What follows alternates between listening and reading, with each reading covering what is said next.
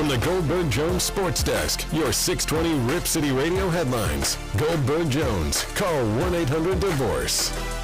Hey there, Rip City. Chris Burkhardt here. Guess what? No replays today. We're live and in action with plenty of sports to talk about. First off, let's talk about that college football playoff, huh? Rankings came out last night. Georgia, Michigan, Washington, Florida State in the top 4. Oregon at 5, Ohio State at 6. Things are going to be fun this weekend as you get to the championship games. But the biggest news, and the news that we're going to talk about all day long today on the morning show, Oregon State, they lost their man last week, and guess what? They got one already. Defensive coordinator Trent Bray is the new head coach of your Oregon State Beavers. What does it mean for OSU moving forward? Chris Burkhardt, my man, B-Slot, will talk about it all morning. Tyson Alger joins us at 8:20 as well to break it all down. Chris Burkhardt here. Rip City Mornings starts now. The home of the OSAA is 620 Rip City Radio. It's time for Justin Myers to wake you up here on Rip City Mornings, 620 Rip City Radio.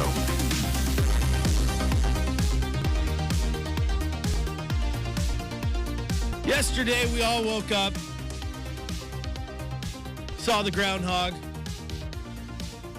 and in true get-off-my-lawn fashion, someone decided to grab the gun and do away with the groundhog. That's right. No replays here. No deja vus. We're back, live and in color, having some fun on the morning show. Full disclosure, the man, the most transparent host in Portland, by the way. A little under the weather yesterday. A little last minute under the weather. Had to call in, and we had to do a little pivot, a little pivot-rooski. Make up words. Good job, though. Shout out to Michael Shacker getting the job done so we just didn't have 3 hours of dead air. You know, replays it, Justin. That's all right. But for those of you who are driving to work or sitting in your house listening on the iHeartRadio music app and we're like, what's going on? Don't worry, I was doing that too. I was freaking out, Brenden. I told you, I was freaking out. I get in the car, same time every morning, head up to the office for the old OSAA job. And I was like, this is the exact same big three as yesterday. Like, mix it up, Justin. And he's like, join us at 7:20, Joel Gunderson, Scoop Duck. And I'm like, same guest 2 days in a row? Mix it up, Justin. And then it hit me like a ton of bricks. And I was like, oh, no. Is this one of the days I was supposed to sub? Like, are they replaying the show because I no-showed? I was freaking out. I was freaking out. I'm trying to check my email as like every time I hit like a red light or something. Okay, check my email. November 28th. Okay, it's not even in my emails. Like, what's going on? I freaking out. So I text Shacker. He's like, yeah, Justin's sick. Just replaying it. All right, cool. Cool, thanks. Whew, dodged a bullet. Yeah, it was quite the busy morning for me too, Chris. Like right as my alarm went off, I got a call or multiple calls from Justin, and I was like, "Oh, is he just going to be a few minutes late, or something?" Nope, he's out. And then we were pivoting and scrambling. And yesterday, again, was just kind of a Band-Aid on a last-minute situation. But happy to be on here with you today. Be back to the listening audience. What's up, y'all? Hope you're doing well here on a Wednesday. And excited to work with you, Chris. I was just telling you when we finished our pre-show meeting, it's been a hot minute since you and I have worked together. Oh, yeah. So happy to talk some ball. And Oregon State made a pretty big move last night. They did. We're going to talk about that all day long here. We're going to talk about, obviously, the Ducks and the Huskies coming up on Friday. College football playoff implications abound. And can we just get through the weekend, Brenden, so you know your bowl assignment, so I know... That would be nice. Yeah, so I know when and if I have to show up here and do this show from the producer chair for a week or not. Like, these are the important things in my life. Yeah, I totally agree. And Chris, for my own wallet and self-conscious, I would very much like to get that booked and out of the way sooner than later. So, and also, keep in mind, if it's the Holiday Bowl, the odds are quite good. The Sun Bowl, could be a little tougher for your boy to get to. So we'll see how it comes to fruition. Let's be completely honest. You don't want to go to El Paso. Probably not. No. As a Beaver, you've probably been there too many times. But hey, right? still the job, Burkhardt. And you know this. How many NBA spots did you not want to travel to at certain times? But it is the job. None of them. Like there was not a spot I didn't want to go to. If I got to travel, I wanted to travel. See, well, then I loved the same point, man. I love to travel still. Now let's see. When was the last time the Beavers were in the Holiday Bowl? Off the top of your head. Never. Never? They've never been. Okay. It'd be the first time. There you go. Yeah. So that's why you are rooting Holiday Bowl. Oh, then. yeah. And San Diego, Chris, a lot easier than El Paso, Texas. Oh, yeah. San Diego's like a 2-hour flight, man. We can make that work. Yeah. Plus it's just not as, In the middle of nowhere. It's not in the middle of nowhere. It doesn't get nasty hot, so you get a little bit of that Pacific Ocean breeze coming through. I went to one Holiday Bowl. It was Oregon, Oklahoma State when I was in the marching band. That was my first. Such a good one. Yeah, that was my first marching band trip. That was great. That was a good one. They creamed Oklahoma State that game. Yeah, that was a good look. I remember that game well. Was that Zach Robinson was the quarterback? Is that who that was? Who got absolutely pancaked by TJ Ward? No, Oregon. That was Oregon was playing great football that year. The only weird part about the Holiday Bowl is like I just don't know how it feels to go watch football played in a baseball park. I'd be curious to get maybe some Duck fans' takes from last year, watching Bo Nix and Drake May go toe for toe at the Holiday Bowl last year. It's it could be worse, Chris. Could be worse. That's but yeah, right. Sunday hopefully we'll know that. But I have a feeling that bowl games are not quite what everyone's looking forward to right off the bat, Chris. We got the last round of playoff rankings, and it's all going to come down to conference championships. I know that's what everyone's really looking forward to this weekend. Oh, yeah. That's big-time stuff, man, and we're going to get into it probably the next hour and the hour after that and this hour, and then the show's going to end, and we still might be talking about it because there are so many scenarios here that could play out. There are, depending on who you're rooting for, and obviously me being a Duck guy, there's perfect scenarios that help you get where you want to go, and then there are doomsday scenarios that become just the absolute worst thing that could happen. Like, let's just circle that SEC championship game for one. Alabama, please just do what everybody likes you to do in the first place and lose. Make this all a little bit easier.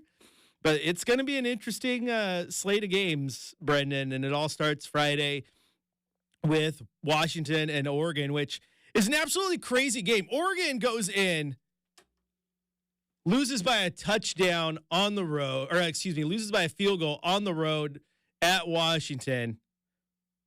And then in this game, they are favored by 9.5. Neutral site, man. Neutral site, the power of that. Everyone freaks out about that. Like, oh, how does a team go from being the underdog in that game to being favored by that much? Because that was like almost 2 months ago now.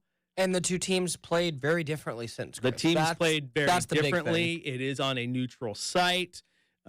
Also, Vegas's job, Brenden, I don't know if people know this, but Vegas's job is twofold. It is to make as much money as possible and to not lose as much money as possible. So if you put Oregon as a 3.5-point favorite, everybody's betting the over, right? Everybody's betting the over, and Vegas is losing money. No, you go, well, you 9.5. I think that's fair because there's a lot of people like, I think it might, because I'm one of them who's like, Washington's strengths kind of match up real well with Oregon. Like, I don't think this is going to be the blowout that we've seen over the last few weeks. That's also Duck fan wishful thinking, right? Because you just don't want to be, they're going to win by 100 and it's going to be great. I do like Oregon in this game too, Chris. I think that, and I told this Justin on Monday, very much, Washington has the ability to play down to their competition way more than Oregon does and did this year. Like, you just look like Washington played Stanford close. They played Arizona State close. They played Arizona close. And I know that looks a lot better now, but at the time, Arizona was not what they are now. So I think that I like Oregon in this game too, but I do think it's going to be ultimately probably a shootout. Whoever gets the ball last is going to win. And that's the scary part, Brenden, because everybody wants to give Oregon their props right? Because they've averaged 35 points per game or whatever, and they multiple touchdown gap is their their margin of victory. There you go. That's the word I wanted. These are blowout wins. Guess what? Champions win games ugly too. Like it doesn't. At the end of the day, Brenden, it doesn't matter if you won the game by 40 or 4. Like the W is the W, right? 100% right. Now with the college football committee, the game control metric matters. So the amount that you win the game by does matter a little bit, but champions find ways to win games, and Washington's doing that. You can't discount going 12-0 in Pac-12 play. I do think that not the doomsday scenario, but man, I saw college football projections from like Urban Meyer and crew the other day. It was like put Oregon and Washington both in the top 4. I'm like, could you imagine any scenario where Oregon and Washington both crept in, and then it was like national title game was round 3, Oregon versus Washington? And it's funny because as a Duck fan, I'm like, sign me up. But as a fan of any other team, you're like, really? Do we really have to see Georgia and Bama for a 3rd time this season? But then when you play the scenario with your head and think it could be your team, you're like, yeah, I could see we're playing the same team that you're kind of building a little rivalry with 3 times in one season could be pretty cool. So it just hurts, Brenden, that in the last year of the Pac-12, you got arguably the most, anticipated Pac-12 title game that there's been with so much on the line. 2 huge rivals playing at the top of their game. And I firmly believe this. Every time I say this, I get poo-pooed. Mostly by Chad. I think the winner of that Pac-12 game is in. And we'll talk about that more in the next segment. But right now, Brenden, let's get to the big 3. Already? Let's do it.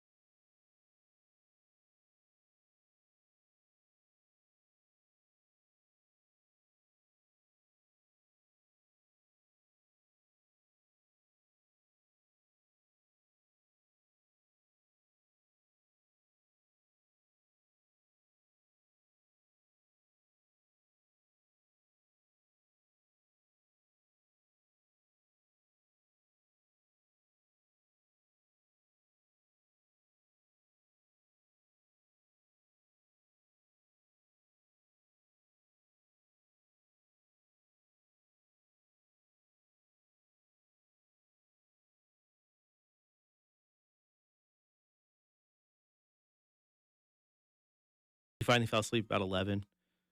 Then she woke up at midnight, 1 o'clock, 2 o'clock, 3 Busy o'clock, evening for you, Mr. Burkhardt. 4 o'clock. I didn't sleep much. One of those I nights. know that feeling the last couple days. You don't know that feeling. There's a difference between not sleeping because you're busy and not sleeping because the kid won't let you sleep. There's a difference. They are distinct. I'll let you know when I get down that line. You might learn it one day. It's because usually it's like right when you fall asleep, you get kicked in the rib or something. Oh, why? Just why? Okay, yeah, I'm awake. All right, Brenden, we said we were going to talk about the college football playoff, all right? New rankings came out yesterday.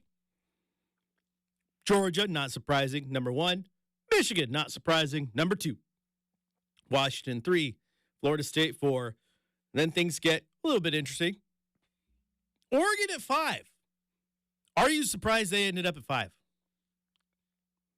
No, I think it's fair heading into this weekend. Okay. I'm happy to see that like the committee didn't do something crazy like put Ohio State in front of them, right? Or even I didn't expect Alabama or Texas to jump them, but I thought there's a chance they could go, well, Ohio State lost a close game to Michigan. We'll put them in at number 5. But no, I think it kind of went chalk, and it's expected as we think that the winner of the Pac-12 should be pretty much assured a spot in. Knock on some wood. We'll see. We'll see. I'm a little surprised. I thought Ohio State might have ended up right there, just not falling too far from losing to number 2 Michigan. But there they are. And then Texas and then Alabama rounds out the group of teams that have the realistic chance of getting in. And that's where things get hairy, okay? If Georgia wins, obviously, in. But now there's also the argument, could the committee really leave out a one-loss non-SEC champion? Defending champ? So is Georgia a lock? Are they in, win or lose? That's interesting. Michigan, win, you're in.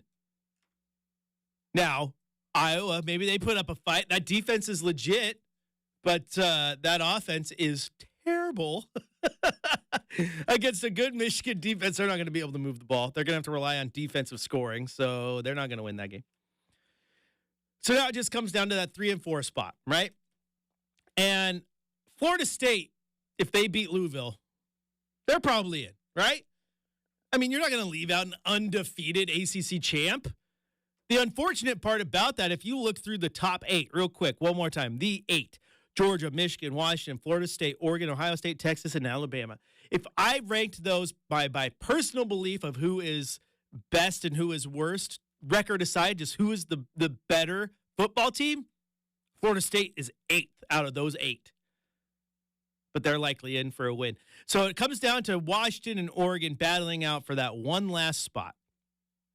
Because right now, the committee has them ranked above Texas. They have been ahead of Texas this whole time, and I don't see a scenario where Texas beating Oklahoma State makes them jump Oregon, right? So I think that the winner's in.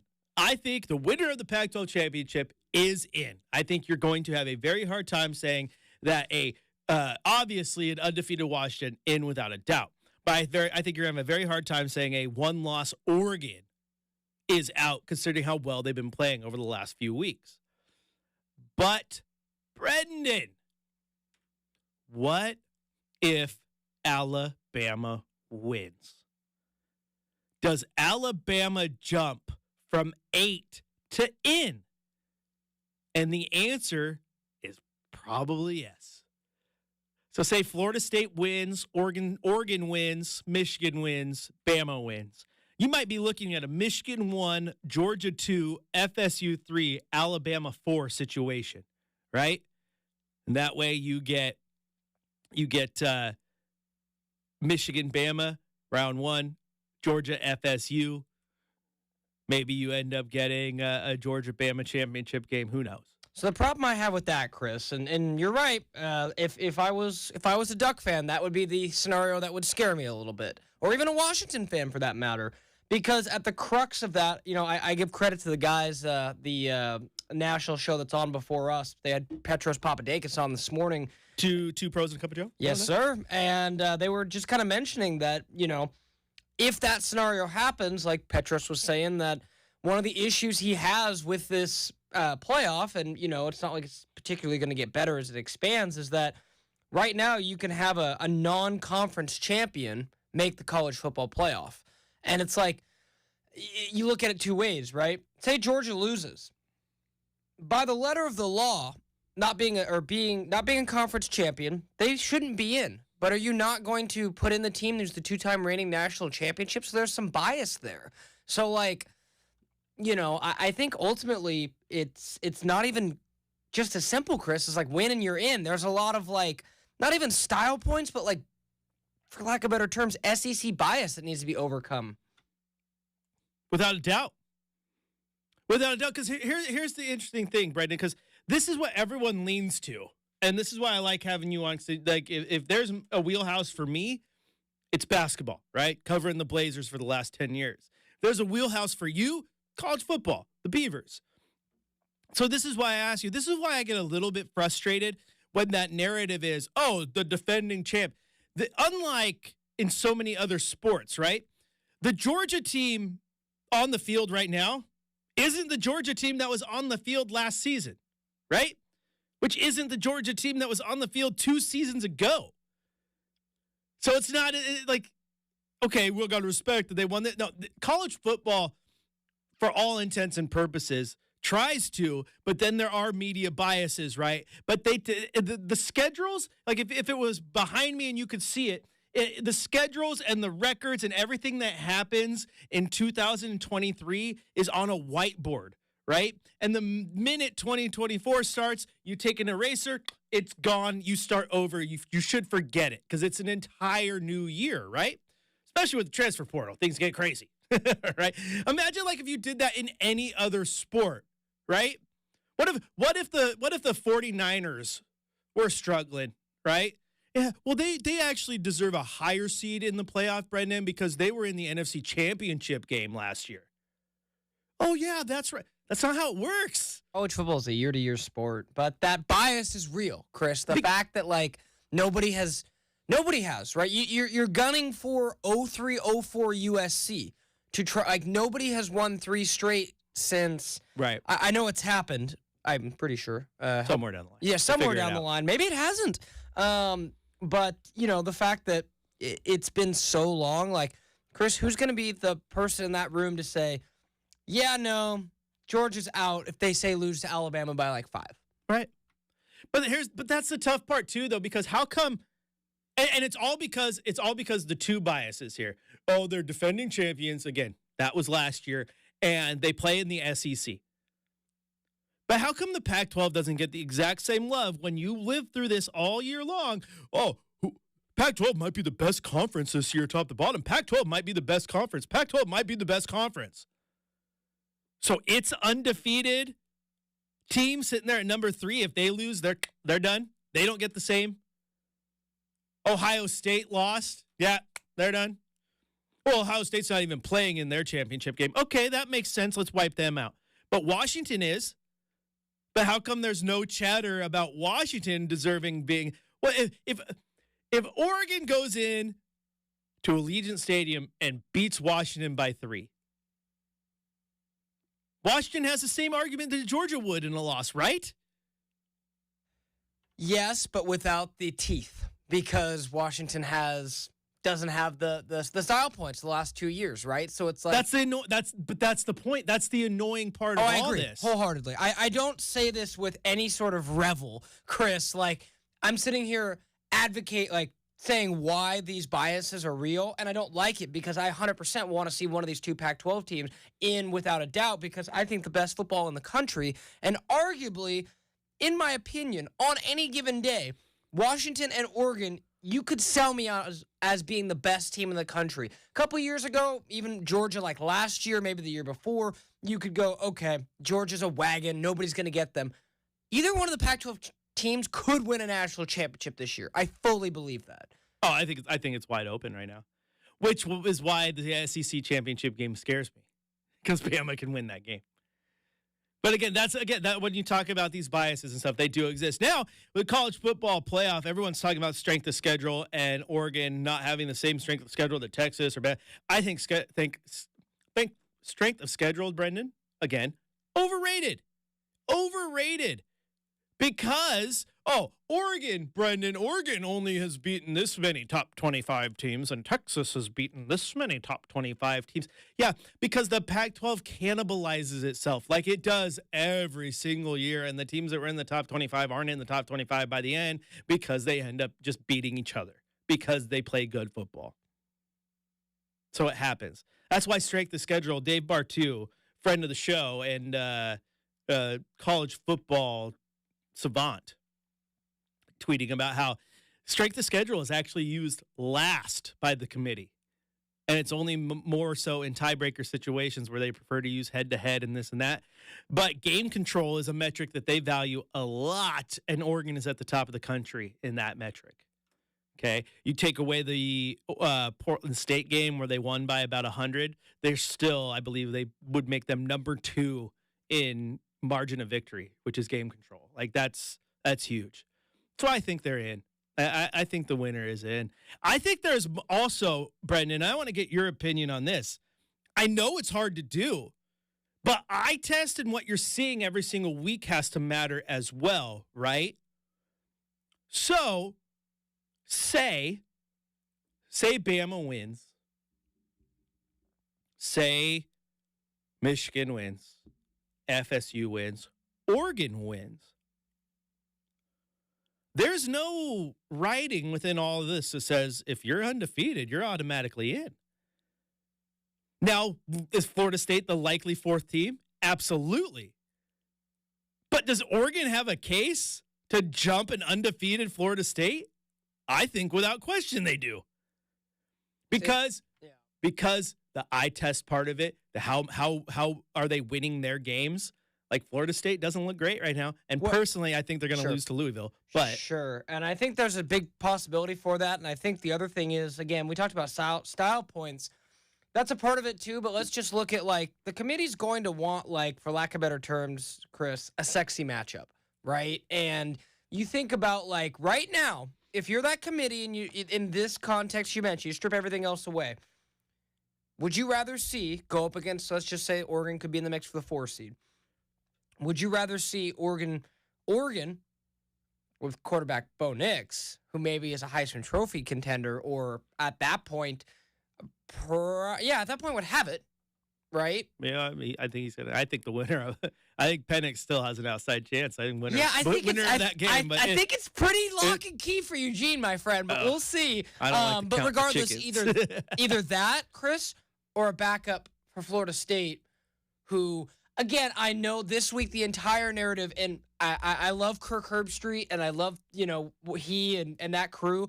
But when they went on and were like, well, the committee better value this win over Florida, even though Florida is, 5 wins and they won by 10. This was an unbelievably tough game.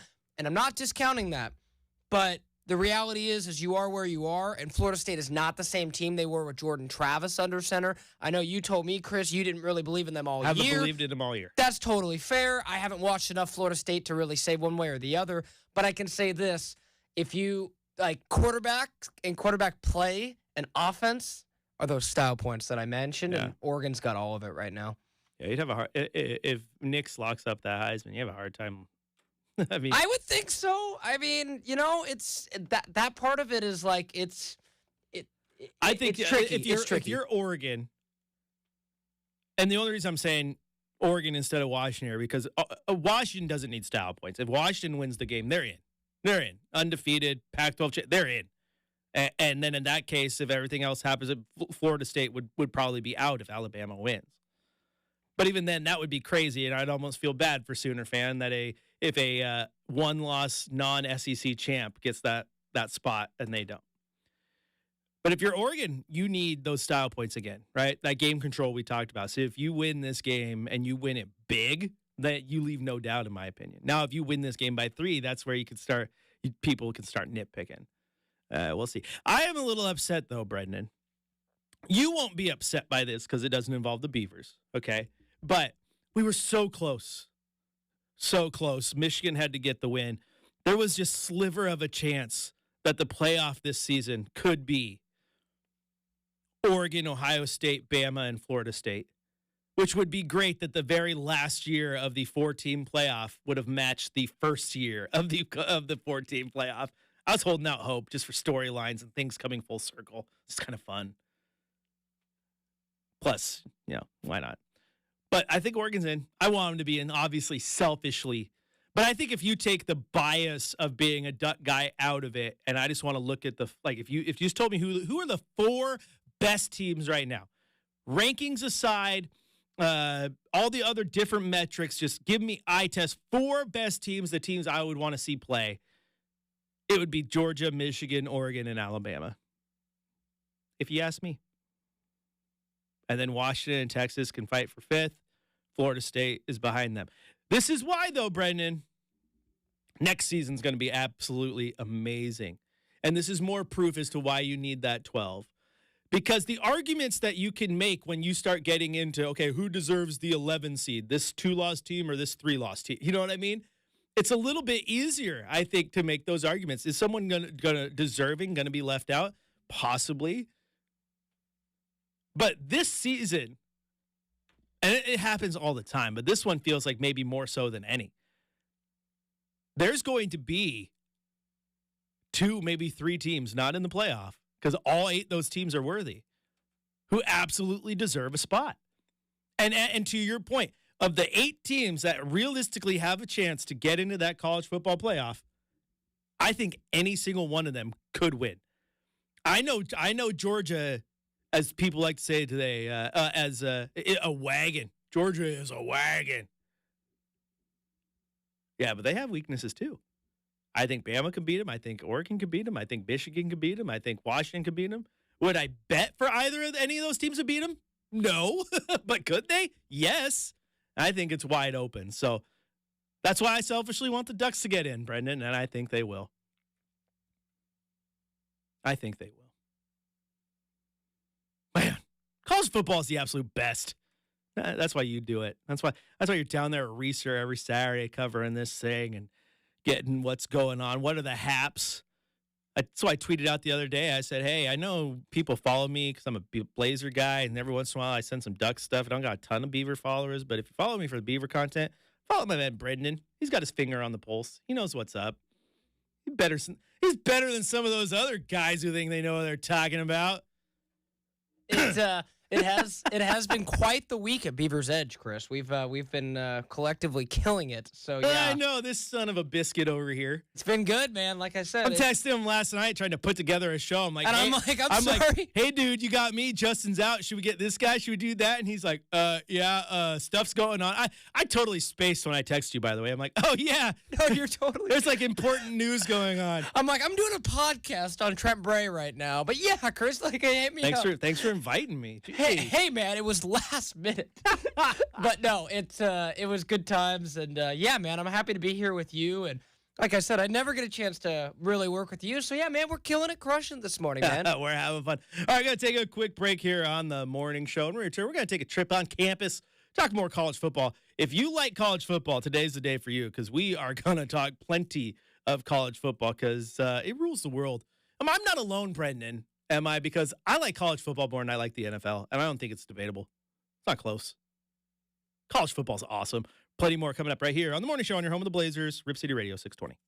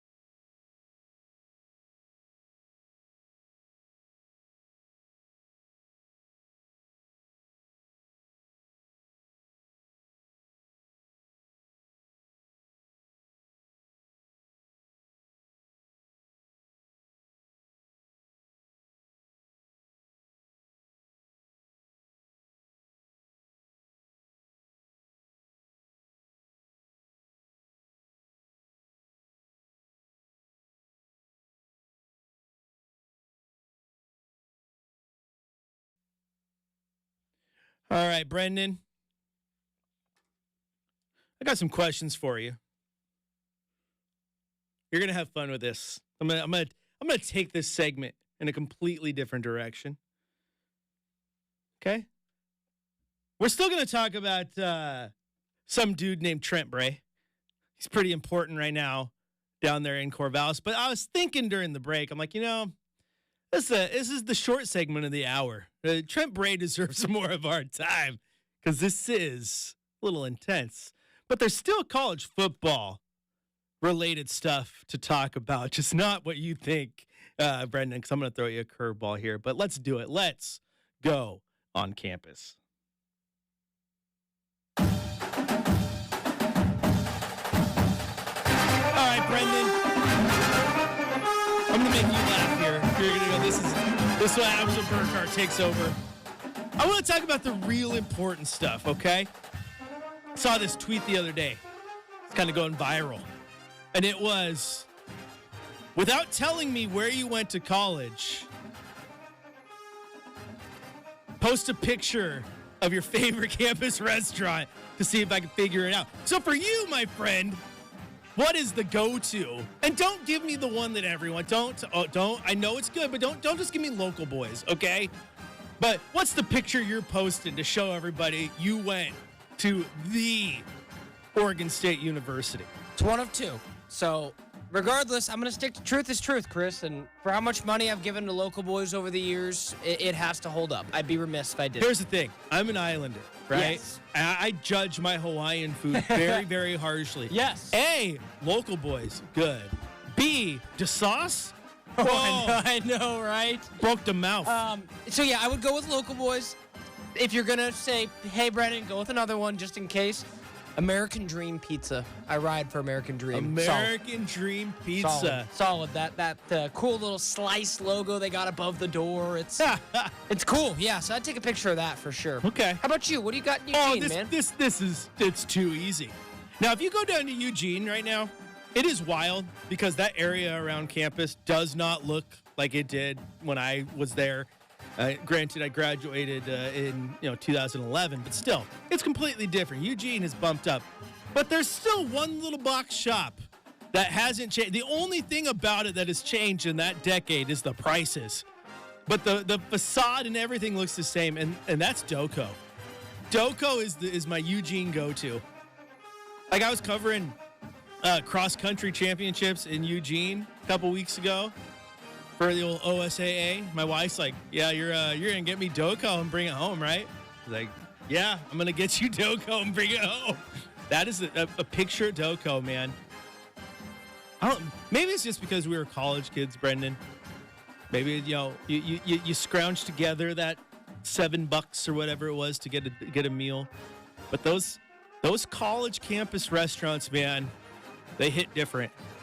They hit different. They sure do. I'm totally with you on that, man. Now I'm hungry. Yeah, no kidding. You're welcome. You managed to get us all hungry, Chris. We still got a couple hours of radio to crush this morning. All right, let's see. We'll have a 5-minute break here. Is that enough time to go get some breakfast? I don't know. I just wanted to get your take. I know you got your, like I said, you got your finger on the pulse there around Oregon State University, and not just with the coaches, man. Maybe it's with the food stuff. But in some other actual college football news, did you see this one? Bobby Petrino to be announced as the offensive coordinator at Arkansas. Oh, boy. The air quotes triumphant return of Bobby Petrino. Like, what is going on with the Razorbacks, Brenden? What are we doing? Where's the neck brace? That's right. All I saw yesterday, Chris, was where is the neck brace? I mean, again, this is an observation, not a criticism, as Justin and I love to say. The headline I saw was Arkansas has vetted Bobby Petrino as a return. I go, okay, so the great school that may be the University of Arkansas clearly doesn't have a very high hiring threshold, Chris. So just an observation. You clearly don't need to jump through a lot of hoops to get hired at Arkansas. I'll leave it at that. Yeah. I thought that was interesting. I wonder how many coaches would come back to a place they used to coach just to be a coordinator. That's a weird vibe, right? I mean, do you think it's weird to, like, again, I was kind of young when he was, had his whole Atlanta Falcons blow up. I was like, 10, 11 years old. So it's kind of a bit more of a vague memory to me. But I know, man who's normally in that chair, Justin Myers, would have some fired up thoughts on, Mr. Petrino. But this is weird, right? Yes. I think it's very weird. Like, I like Mark Helfrich. And, I think he could be an offensive coordinator again. I think he's a better coordinator than a head coach. But if he came back to Oregon as OC, that would be weird. Chip Kelly came back, that would be weird. If Jonathan Smith came back, yeah, that'd be weird. That'd be weird. Or it's like, honestly, that's the difference, though, Chris. Like, would Oregon fans boo either one of those coaches? Right now, Oregon State fans might boo Jonathan Smith. Yeah, speaking of Jonathan Smith, this quote is not going to make you feel good. I don't know if you saw this, but this was out of Michigan State, their athletic director talking about how they had to step up their pursuit and be ultra aggressive in getting him. That's why they added a 7th year to his contract. But this quote, Brenden, more salt in the wound, so I apologize, but it's important. Quote, I was nervous a couple of weeks ago because there were jobs that were talking about being open, and there were jobs that were open, and that they were looking at him. I had to step up my pursuit. So there's the AD saying, oh, yeah, we've been talking to Jonathan for weeks. Oh, he decided this probably. And other schools were talking to Jonathan for weeks. I firmly believe that Jonathan began to mentally check out after the bye week. It's actually quite shocking to hear how long he had been pursuing this. And again, very much like Chris, I got an Oregon fan across the way. I'm used to it, so I got you this time instead of Justin. You guys remember the absolutely, terrible way that Mario Cristobal left Oregon in the lurch, too, and kind of really left in a real slimy kind of a way. Jonathan Smith said, hold my beer. So, again, for those who... It was terrible. Absolutely horrible, Jonathan. It's a rehash of Cristobal, but tenfold. Because Cristobal wasn't Oregon's guy. And he wasn't an alumni like he That's said. what I'm saying. Jonathan Smith was a Beaver through through. Back that bus over a little bit more. It's like Neil to Terry Stotts, right? Back that bus over it just a little bit more, he was your guy. Chris. Yeah, you know what? I have takes, and I think you agree, but we need to talk about this in the next hour, how college football is set up, it makes this happen. This is classic don't hate the player, hate the game. Jonathan Smith, if he wanted to get ahead of the game recruiting and get in the spot that he needed to be, he had to be in contact with schools weeks ago. Okay? So he had to. It's just unfortunate that this is what it is. And there's reasons that I think it needs to change. I don't think it will because, nobody cares about anything in college football right now except the almighty dollar. But, man, it's brutal. And we'll talk about that more in the next hour. Tyson Alger joining the big show here at 8:20. We still got Make or Miss, the mailbag. And guess what? I'll even redo Big Three since I did it an hour early last time. Chris Burkhardt here. Brenden Slaughter on the other side of the glass. The Butcher and the Slaughter reunited once again. We'll be right back here on your home of the Blazers, Rip City Radio, 620.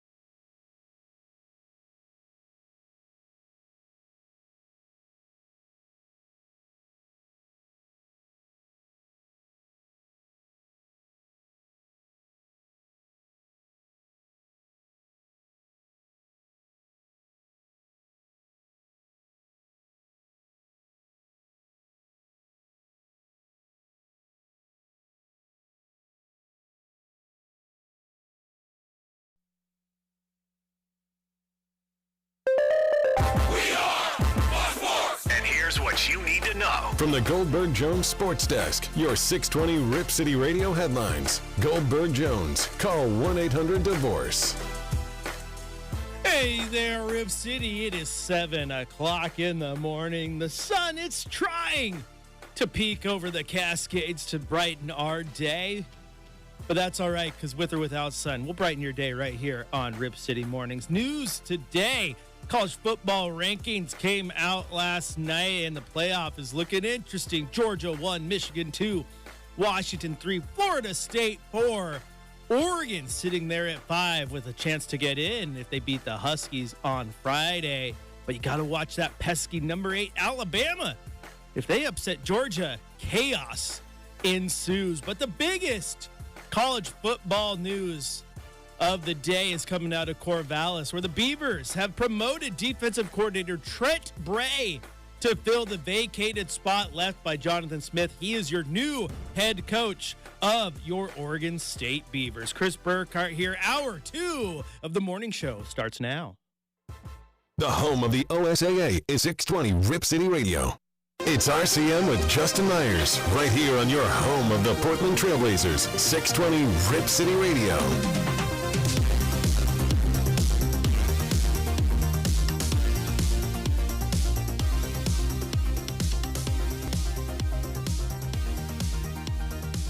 All right, Brenden. I did say that we would talk about good old Trent Bray in the second hour. He deserves it. He deserves it. Big news out of Corvallis, and that was that the Beavers have promoted their coordinator to the head coaching gig. And now he has the tough task of putting some flex tape on this thing and making sure it stays afloat. I watched those commercials. He cut a boat in half, taped it back together, and it was still seaworthy. My analogy still holds up from the beginning of this, Chris.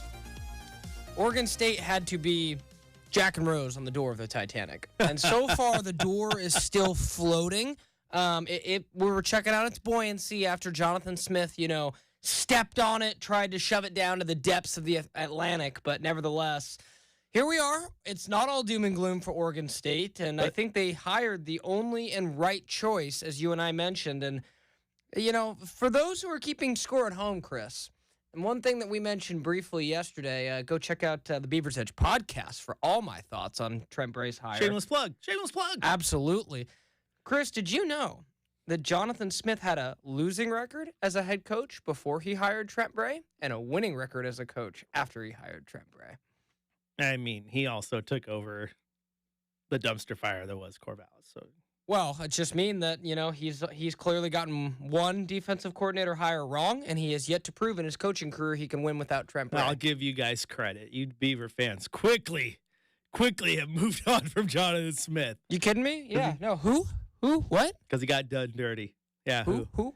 Now, I wanted to talk about this with you because this is what I was hinting at the end of the last segment. And then, you know what? We'll still talk Bray here. But this is what I hate about the current system, right? Because you have the early signing period and the transfer window coming up, all that stuff, where if you're a coach like Jonathan Smith and a school like Michigan State, you want to get your guy in place so that you can hit that recruiting window, right? That's what's important. You don't want to miss out. So you have to do this. These things have to be in motion weeks ago. And I hate that. You are contractually obligated as a coach to put your best foot forward, right? To go out there and coach the team. And I know they have agents who do all this and do all that, but you cannot in any circumstance, and this is not even a Jonathan Smith situation, because go find the receipts. I argued the same exact stuff with Mario Cristobal. You can't, Brenden, prep to play college football at a high level while simultaneously interviewing for other jobs. You just can't. Wholeheartedly. And I think it was when you strip it down, I think part of the reason there's a lot of frustration from Oregon State fans is, Jonathan has not particularly, he didn't even, come out in either, whether he arrived at the East Lansing airport or at his press conference yesterday and go, yeah, this was something that I really wanted to wait until the end of the season for, finish out the year. No, it was, I had been thinking about this for a long time. Okay, Jonathan, so what's a long time? Right. 2 weeks, 3 weeks, a month, the bye week? And I think when you strip that back and and Oregon State fans are like, well, Oregon State had the 2 biggest games in school history, probably in at least a decade, if not longer, to close out the regular season. Heading into that game against Washington, you still had Pac-12 championship hopes. We know now he had already been talking to Michigan State at that point. Oh, yeah. Now, again, there's been a lot of back and forth. I've heard good sourcing, Chris, that say Jonathan met with the team before the game against Oregon and said, hey, I'm thinking about taking this. Scott Barnes and some others have come out and said, no, that didn't happen. So I'm curious to know ultimately what it was, but just the emotion that was on Oregon State's players' faces that night at Autzen Stadium, it'd be really hard for me to believe he didn't indicate to them that he was maybe leaning one way or the other before that Oregon game. Yeah. And the part that I understand with it, right, is all of us do that, right? If there's a job that offers us that it's more money, it's this and that, we're going to consider it. But the difference is, like, how many people at their daily job signed a contract that said, I'm going to work here for this amount of years, and I'm going to do. Now, granted, that anybody can terminate that deal, but if the team or the organization, the program, the school, they say, okay, we're done, we're going to terminate that deal, they don't expect you to go coach for another 6 weeks. You know what I'm saying? Like, and in his head, he had already terminated the deal, and that's why I think they need to find a way to go back to kind of that old school, but get transfer window, all that. That needs to be after all the bowl games are done, right? So if Jonathan Smith wants to start talking to MSU, he can start talking to MSU, like put the date out, something like December 1st, right? Okay, all the championship games are done, regular season's done. For the coaches who want to hit the carousel, now's the time to talk. Because here's the deal, Brenden. Here's the deal. If DJ Uiagalelei is at Clemson and he wants to transfer to Oregon State, right? He's not talking to Jonathan Smith in September while he's taking snaps for Dabo. You know what I'm saying? Players aren't doing that. Players have to go hit the portal, then they get re-recruited and this and that. And if you found out, Brenden, say DJU enters the portal and transfers tomorrow. I'm not even talking about eligibility. I'm just saying this for the heck of it. And then you find out that on October 15th, he took an official visit to A&M and nobody knew about it. You would be livid. But players aren't allowed to do that. Coaches can, though. Coaches can. Yeah, it's just a terrible look, and we've talked about it, for the last couple weeks, and, it's everybody can make their own decisions, right? I'm not sitting here saying that, me, Brenden Slaughter, can ever be in the shoes of Jonathan Smith and know everything that he knew, and, I can't say that. But what I can say is that just the way that it was handled, his legacy is tarnished. And like when he says yesterday, fighting back tears in his press conference, Corvallis will always hold a special place in my heart. Well, good for you. I don't think Oregon State fans are going to hold you in a special place in their heart. Oh, you could have. It absolutely. So that could part of it's like, again, going back to the point, we got contract figures yesterday. He's only going to be making about $7 million a year compared to the near $5 he was making at Oregon State. We had thought from the beginning of this process he was going to be making Mel Tucker money, which would have been 10 plus. The fact that it was comparable money, I think, take Beaver fans that are listening, I think Jonathan Smith was checked out. Well, for here's the the better deal, part Brenden. of a month. Not only checked out, I think right now he is proving that he is a compulsive liar. Because that too. Because if the money is the same, I want a chance to win at the highest level. Okay, well, you got to take over also, just like you did at Oregon State, a program that's kind of in shambles with the whole Mel Tucker situation. Yeah. And not only do you have to compete with Penn State and Ohio State and Michigan, you also have Oregon now and still Washington, USC coming. It's going to be a tough go. He just listed 6 teams that are going to be better than Michigan State on a yearly basis. Right. Maybe not USC. I know that's been a really bad year, but okay, you want a 6 team that's better than Michigan State? How about the other team in the Big Ten championship? Iowa's better than Michigan State right now. Couldn't agree more, man. So So you take you take this and then you say that it's not about the Pac-12 dissolving. I think you watch that video, you are watching a video of a liar in real time. Oh, 100%. There's a lot behind the scenes too that some people know. But when you are Jonathan Smith and your goal is to win at the highest level, Brenden, and the highest level was taken away from you, you're going to want to move on. I brought this up to Chad yesterday. I was like, is Nick Saban going to stay at Alabama if Alabama has to move to the Mountain West? No. He's going to go find a Power 4 now. It depends on how much they pay him, in. Chris. I'll say that. Depends on how much they pay him. Alabama could just go independent. But yeah, your example holds. I'm just using it as an example. Sure. If it all fell, Sure. Okay, and again, I'm a Duck homer, and I know Beaver fan hates this. I don't like to make the comparisons. I make more comparisons between Oregon and Oregon State because I'm comfortable with it, because those are the two teams I know the best, the teams I know the most, right? But if Oregon didn't get the jump to the Big Ten and everybody else did, and the two teams left out were Oregon and Oregon State, Dan Lanning's not going to stay around to go to the Mountain West either. It's tricky because I think, like hearing what we heard from Trent Bray last night, maybe it's the fact that, anyone who gets, the pay raise that he did first-time head coach, maybe you are saying all the right things. But when before I'll let you finish, but I just got to say, every single coach always says all the right things at that introductory press conference, because we all bought the pile of junk that Gary Anderson sold us on day one, okay? We all bought it. Be that as it may, Gary Anderson took over a 5-win team. I'm just Trent saying, Bray's taking over an 8-win team. But yes, I mean, everything that I needed to hear from him, I heard in that team meeting last night. So come in and say, I do believe in the future, contrary to what the turncoat that went to Michigan State believes.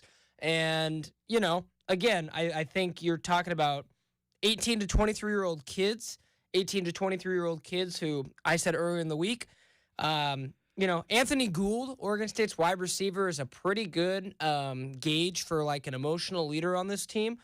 I told Beaver fans, go look at his Twitter and tell me what you think his thoughts on Jonathan Smith are. And I think it's one of those things where a lot of guys were kind of slighted by this, Chris. And the biggest thing we haven't talked about is that so far what I've seen, about 75, 80% of the guys who you're like, could they leave? Could they move on? Particularly Damian Martinez, who, Chris, that guy could go play college football anywhere in America. He's that good.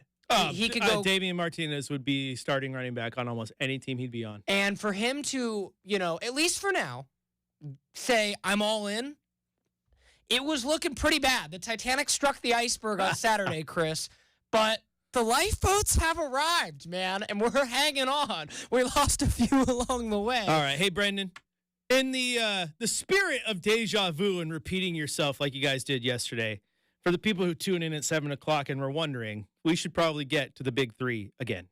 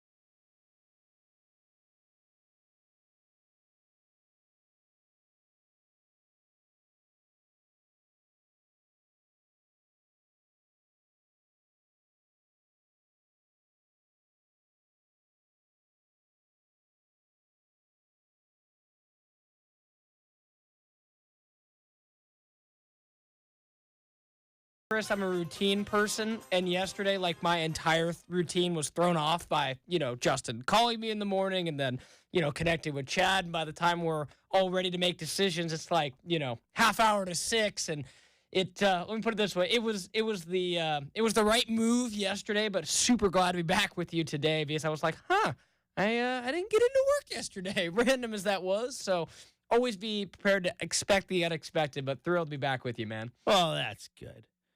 All right, it is time, my friend. We got to actually start talking about Trent Bray.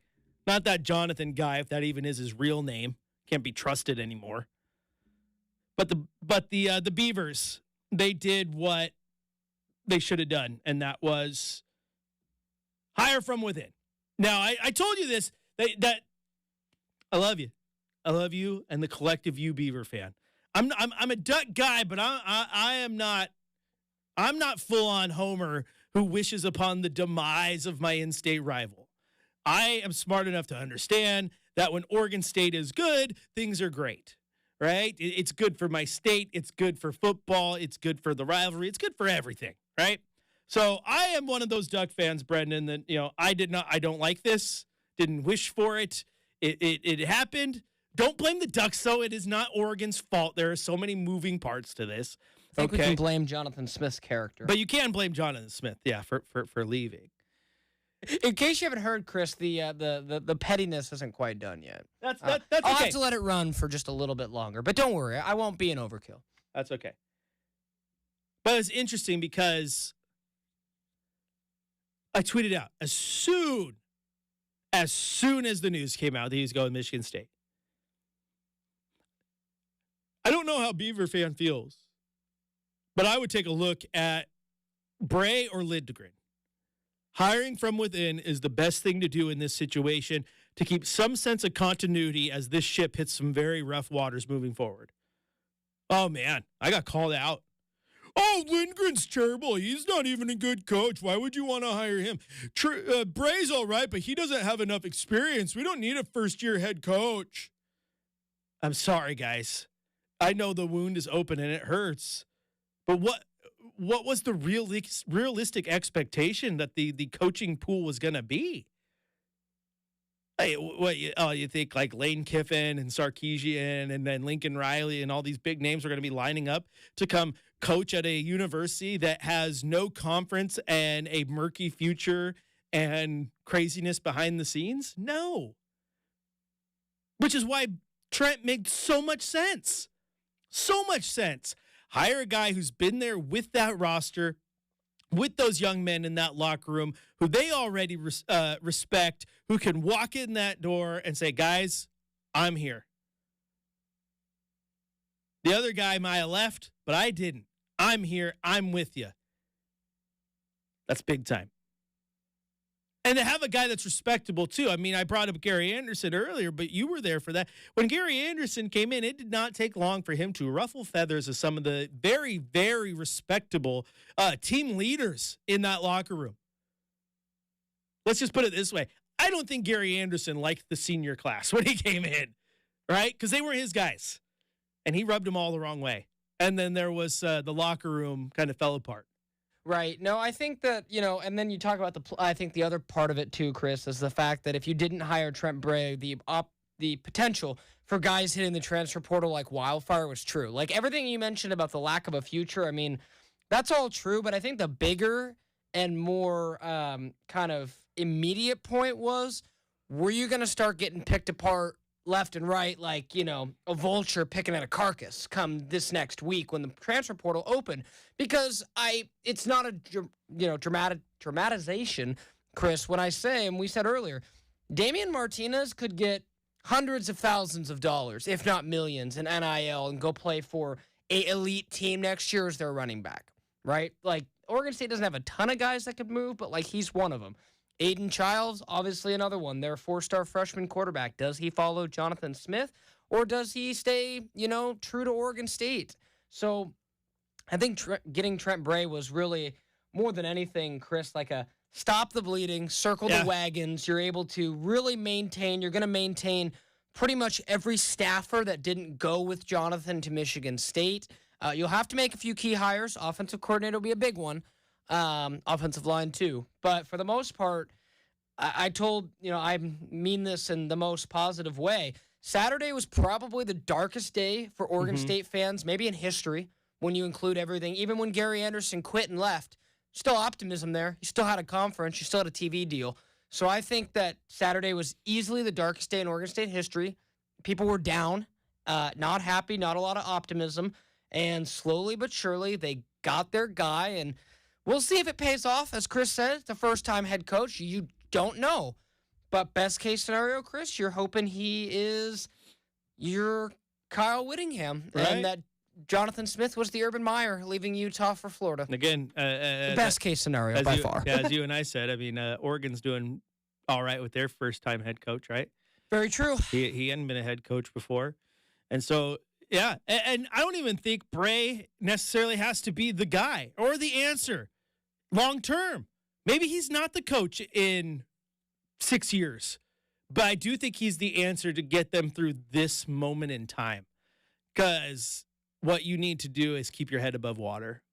And I think Bray gives them the best chance, Brenden, next year to still go out there and have a successful season.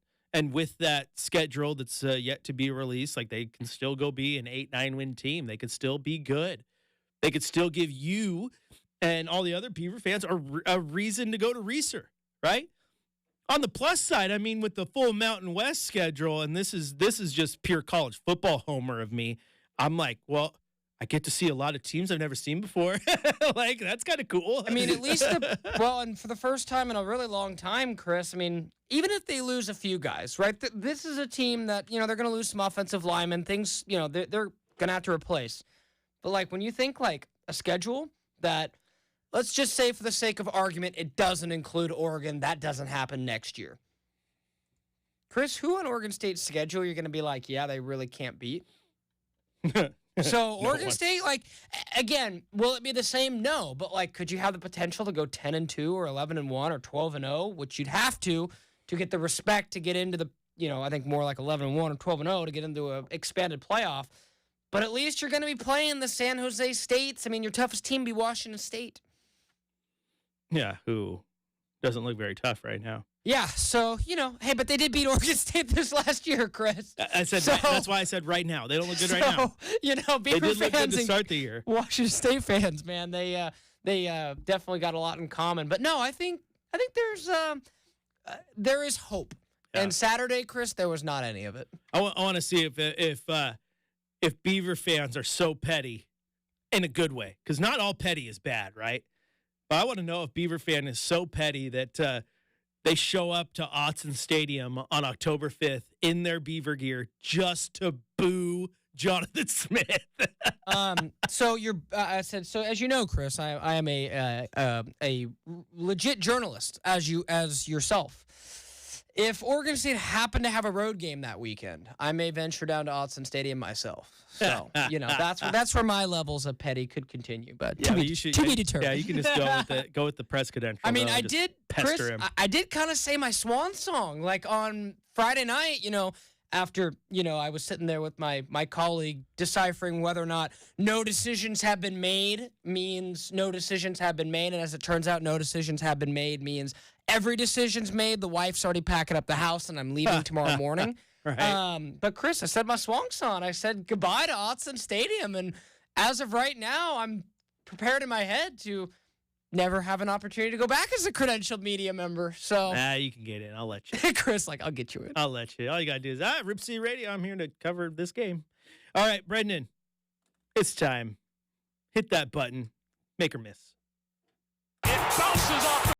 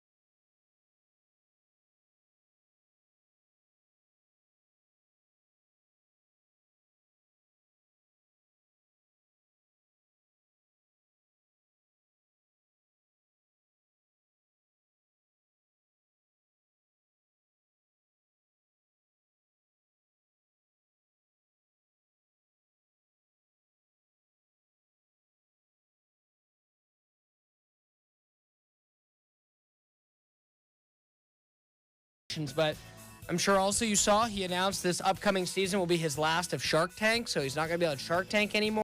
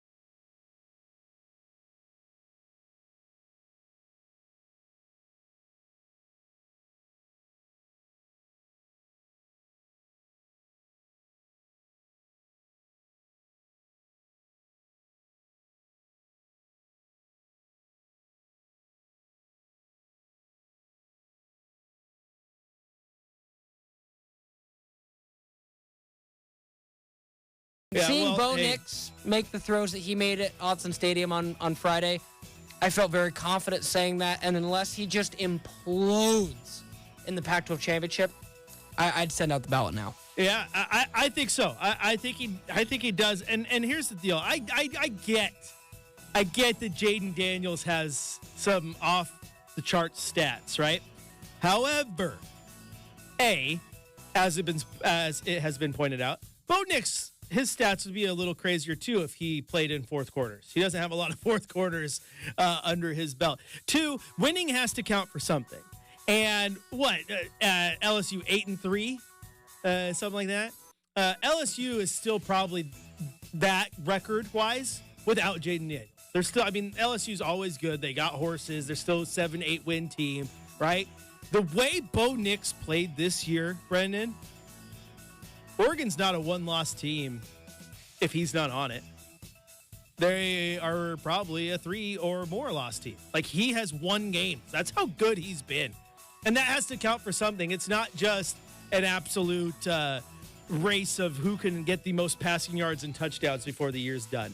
Okay? I will say this, though, about the Heisman that I hate. I just get rid of it if you're never going to give it to anyone but a quarterback.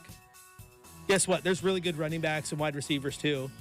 Like, Bo Nix has had a really great year. Yeah, and part of that's because of Troy Franklin, right? Like, Marvin Harrison Jr., yeah, best wide receiver in the country. I don't care what stats say. Like, oh, no, but quarterbacks, got to give it to the QBs. Got to give it to the QBs. Don't get me wrong, Chris. I'm not, like, it's one of those moments where I'm not going to have a strong argument, but you could make the case to me, and Justin and I talked about it on Monday. Is there really that big of a gap between Marvin Harrison Jr., Troy Franklin, and Romo Dunes? And Romo Dunes is, like, Troy Franklin, in my opinion, was robbed of not being named to the Biletnikoff semifinalist list. In my opinion, it should have been Marvin Harrison, Troy Franklin, and Romo Dunes.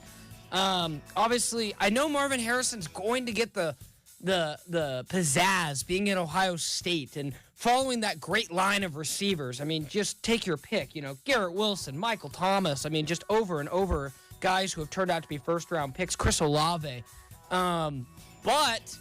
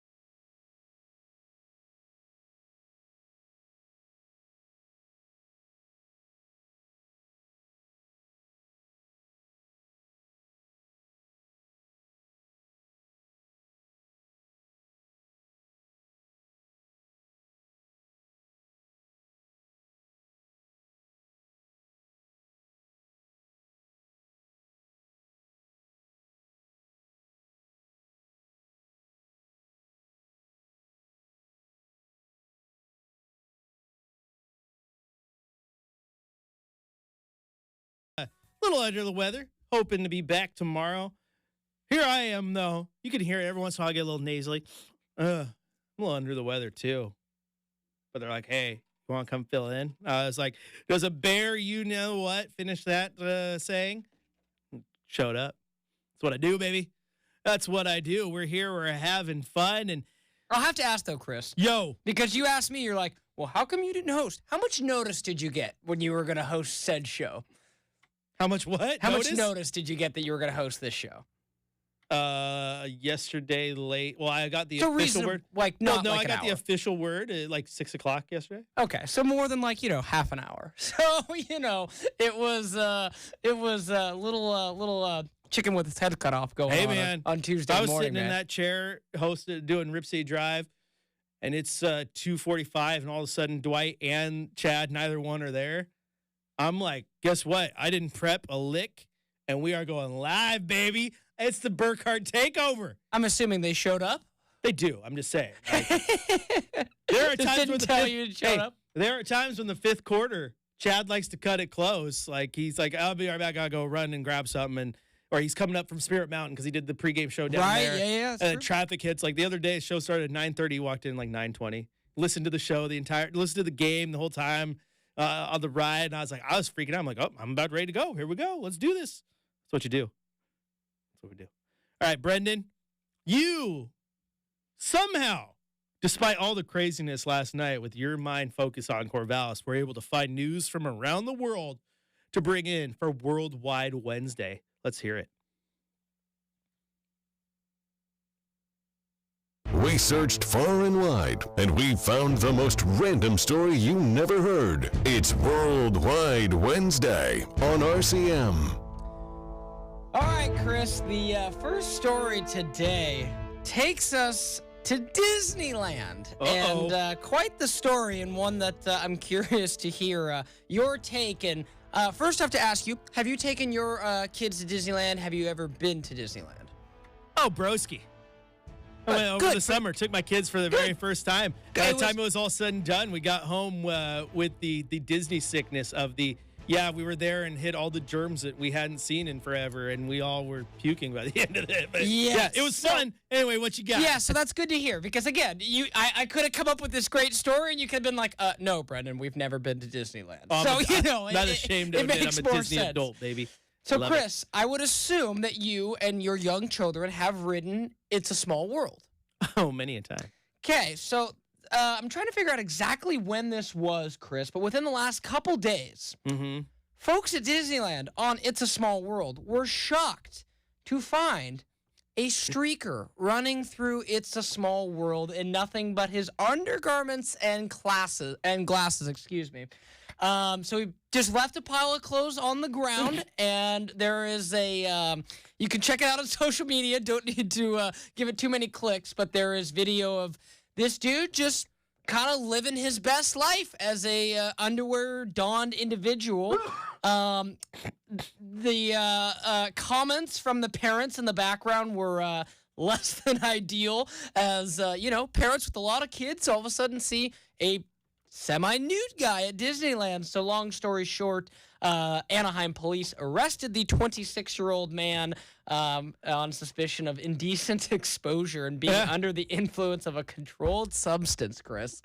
Yeah. But, what would your reaction be if you were just chilling with the Burkhardt clan and It's a Small World, and here comes some 26-year-old semi-naked dude? Well, first off, I'm just going to say this segment's awesome. Okay, Worldwide Wednesday, make or miss mailbag. Nick, get off my lawn over here. Oh, this is another one of those unneeded segments. Go back to talk. Dude, life's too short to just sit here and talk about Trent Bray for 3 hours. Have some fun, my man. Have some fun. Like, hey, New Year's coming up, right? New Year resolution. Like, type something positive, my man. My God. Now, I'm over here laughing because I'm like, have some sense, some awareness. Don't derobe and let the whole world see what God gave you on a ride called It's a Small World. correction. I found a little later in the video, he did go full nude and then jumped into the river. So, he did? Yeah, and there's video of That's him what I'm saying. fully nude in the river. Don't Yes, fully so sorry. derobe and show the world what God gave you on a ride called It's a Small World, right? Could you imagine? Oh, my Do gosh. it on like the Matterhorn. That sounds, yeah, on the mountain. And it's a small world where it's all, like nonstop. Like here I am in all my glory with all these little mannequins yelling, "It's a small, small, small, small world." Like, come on, my man, come on. This is terrible. I mean, seeing that seeing that last clip, like again, the full-on nudity. I'm not a parent, Chris, but if I was a parent, I might go knock that guy out silly myself if he was jumping in front of me while I'm on that boat.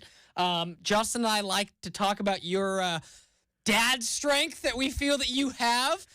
We feel that if you could have got a hold of this gentleman, he probably wouldn't have been walking. Oh yeah, I'm saying if a streaker walks in front of me and my children at Disneyland, he better keep walking. Because if there is a moment of pause in front of me, it's a knuckle sandwich, man. Fists of fury, they're flying. I'm not holding back.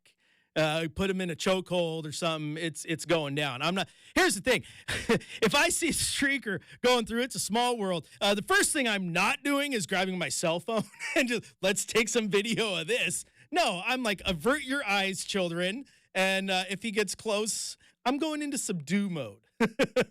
I will hold him down till security gets there to prevent all the other children from having to deal with that. It was like, when I found this story, I was like, oh, this is so terrible that we have to talk about, because there's always those people, Chris, that take Disneyland just a little too far. And again, they said this guy was arrested by Anaheim police. I'm surprised it didn't say Disney police, because Right? I've heard the stories, Chris, of like when By you Mickey Mouse himself. like Hey, put when your clothes you on. upset the apple cart at Disney and you do something like against their rules, they take you to like their underground like tunnels and just like force you out of Disney. And like, again, this dude, hope you never wanted to take your own kids to Disney one day, because that option is long gone. Yeah, he done. Crazy, just crazy. Like, it's like the streaker at a football game. Like, I'm going to go spend hundreds of dollars to get arrested and then lose my privilege of ever going back. Yeah, and it seems like it happens, it's always, they cut away from it on TV and you're having to hear like the radio call, oh, the streaker's on the field. So go figure, right? Yeah, all the time. Nick's mad because this show doesn't accept callers. Justin's not a caller guy. Here's the deal. It's a lot easier to accept callers at 5 o'clock. You've been up all day. Brenden, I mean, I've been in that chair. You don't want to be answering calls at 6 o'clock. Hello, Rip City Mornings. Hey, man, I do what the boss says. Oh, all right, Mitch in Jersey, really calling the morning show now too, huh? Cool. All right, I'll get you on. Justin will get you to. And Justin can't take calls anyway. Like, Justin would take a caller, and the caller would be like, "Yeah, this is Mitch in Jersey. I just wanted to say, yeah, well, let me tell you something, Mitch." Like, he cut it right in the middle of the sentence. Boom, cut him off. Just how it would go. All right, Brenden. I think clock time. We're at break time, right? All right, let's take a quick little break here when we return. 8:20. Tyson Alger, I-5 corridor, joins the show. He's going to be shocked. He's going to be like, that's not Justin. But we're still going to talk ball. Chris Burkhardt here with Brenden Slaughter. Rip City Mornings on your home of the Blazers. Rip City Radio, 620.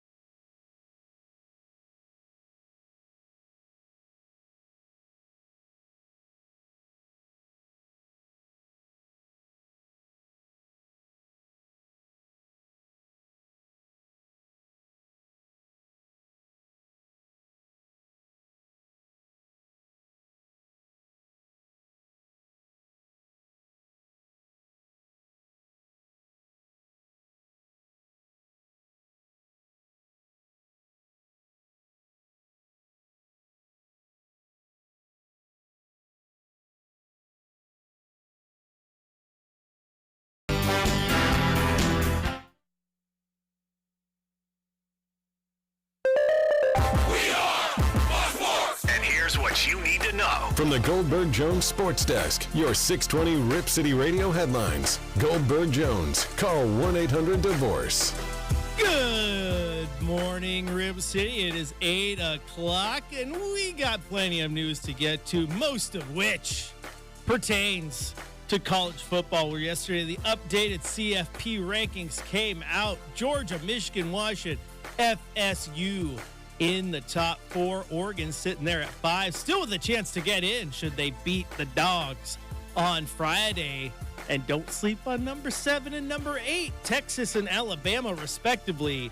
This is one wild year for the college football playoff, man, because every single championship game this weekend has something on the line. And college football news locally here in the great city of Corvallis. They moved on from some head coach who shall no longer be named within like a 50-mile vicinity of Reser Stadium. And they have a new head coach, former defensive coordinator Trent Bray, taking over for the Beavers. Tyson Alger joins the show here at 8:20. Rip City Mornings, Hour 3 starts now.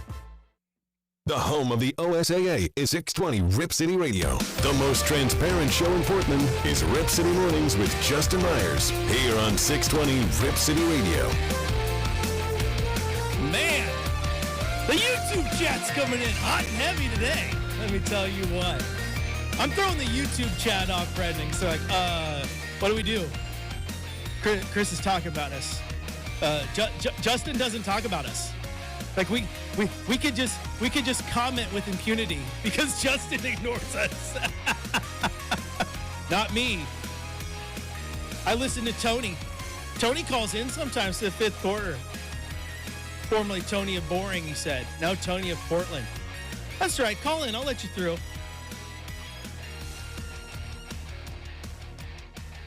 Dirk. No, Dirt Monk, not Dirk. Dirt Monk, don't worry. I'll keep your true identity secret since we have to use fake names now. But guess what? I know what it is. I saw back in the day. You've been in here long enough. Appreciate you guys. Some of you, though. Oh, boy. Man. Sometimes it's a little more negative than your boy would like. Negative Nancy's over here. You know, I again, other than other sports coaches, I don't come into other people's jobs and tell them that they should be fired or let go. So, you know. Yeah, like Nick's wild. This Nick Thompson guy. Like he says I'm stubborn. And it'll be funny when the show gets canceled. I don't have a mic to talk into anymore. Like, cool. So now you're wishing upon my downfall because you don't like the show. But it's weird because he doesn't like Rip City Mornings. He doesn't like the Rip City Drive. He doesn't like the fifth quarter, and he doesn't like Game Day. Yet he's in the chat on every single one of them watching. Like, man, go watch something you like, man. If we ain't your cup of tea, go watch something you like. It's just wild. Blows my mind. And also, guess what? This what you think this voice needs a mic to talk into? No, it's a loud one. You can hear me from miles away. But thanks for the vote of confidence, Nick. Yeah, see, you know, Chris. Honestly, like I said, I feel confident these 10 toes down on the ground where I'm at because not only does one company pay me for my sports opinions, two companies pay me for my sports opinions. So you and I. You and I also understand how radio works. That's why we have multiple jobs. But you hate on Justin and the format of his show. See, that's what I do. When I come in, Justin's format. I keep it. And Justin's carved out a nice little career for himself. It's pretty darn good. The show rolls. We keep it rolling every day. It's relatively easy just to kind of take what we do and what I love. And I'm just gonna be frank here.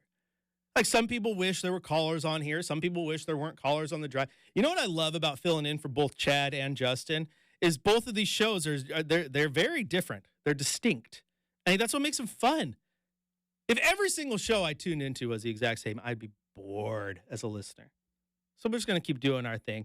To the people who hate us, thank you. To the people who love us, thank you. You keep the chat going, we'll have some fun. But don't wish on my downfall, Nick. That's just not nice. That's just not nice. Jeez. You know what else isn't nice, Brenden? Thinking that you're the savior of a program and people will love you forever, and then you decide to put the knife in the back and twist it on the way out. Yeah, when you just, say, hey, I will always hold Corvallis a special place in my heart. Yeah. Well, I don't know. Corvallis got, almost 50,000 people. I'd love to poll the city of Corvallis this morning and know what percentage of them would love to welcome you back. Yeah, so, it's not 100, I'll tell you that much. I said this about Dame, and I didn't think Dame was going to be outdone, and then Jonathan Smith did it, and now he gets the mantle of this. But it's the classic Dark Knight quote, right? Where you either die the hero or live long enough to see yourself become the villain. I mean, Jonathan Smith, I personally thought was a lifer.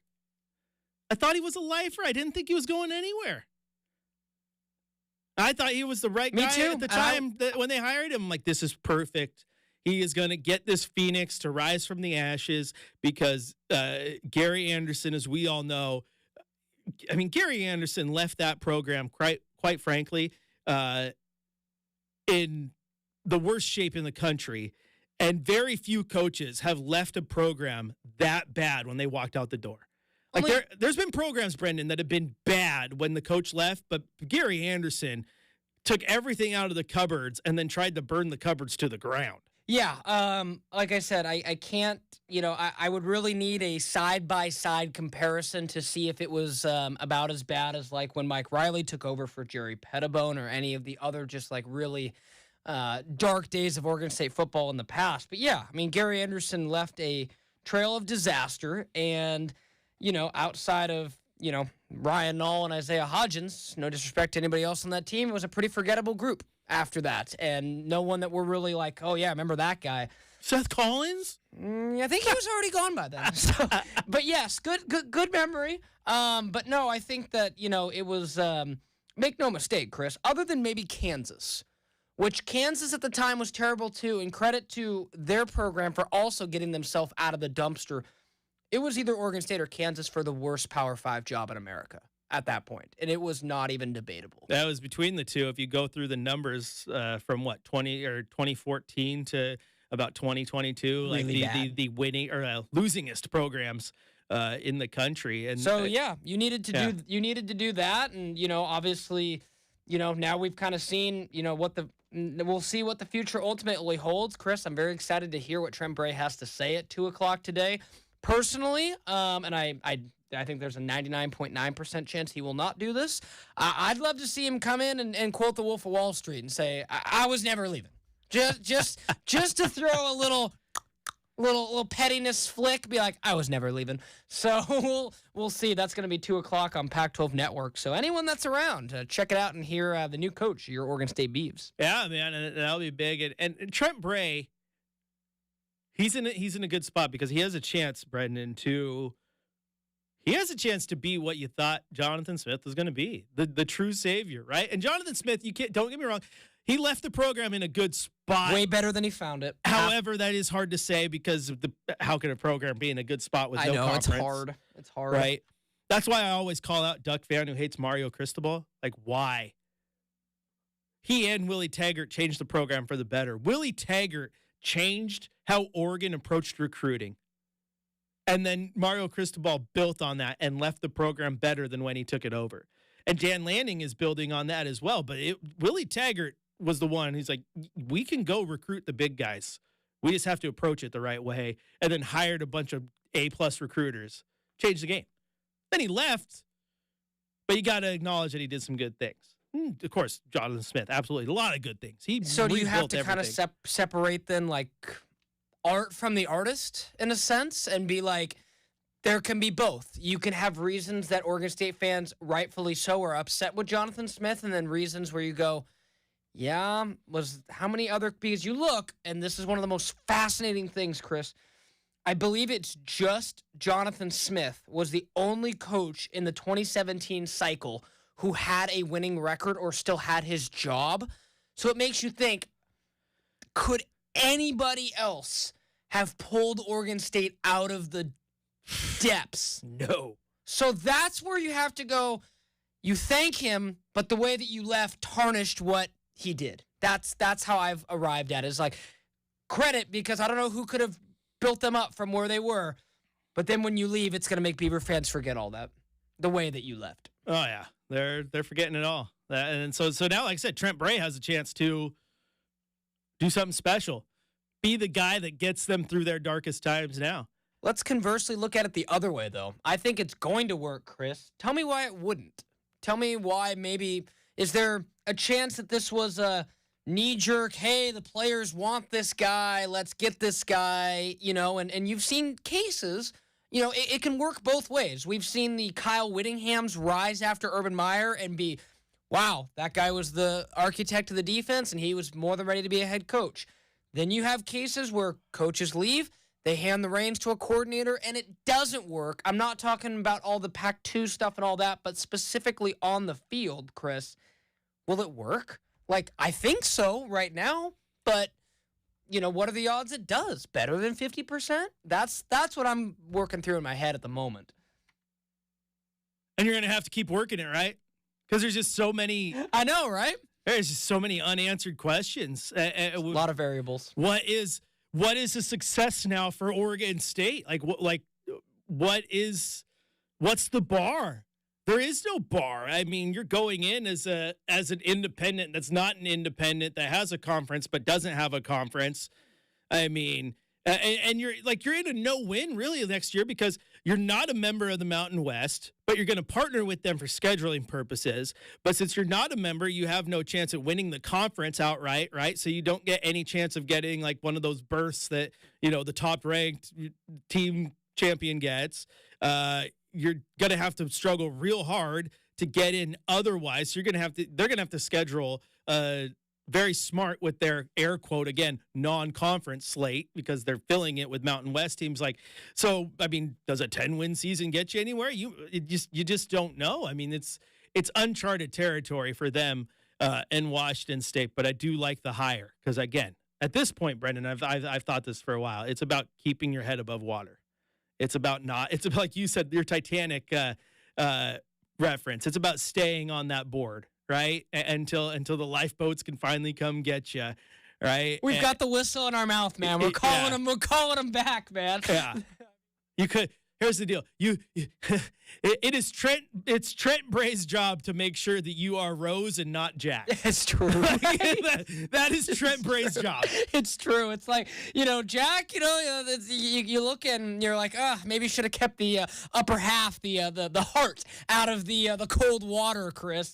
Rose was all dry on that door. I love this show and I love this chat. I do too. Yeah. But yes, you're 100% right. Nick's telling me to grow up now because I told him to shut up. Well, he told me to grow up and that I'm going to lose this show because I don't listen to him and grow up. Trying to host a show and all you're doing is being negative, man. This is what happens when you open up the chat. You got to listen to it. But we still love you all. Shout out to everyone else who's at least being cordial here. If it makes you feel any better, Chris,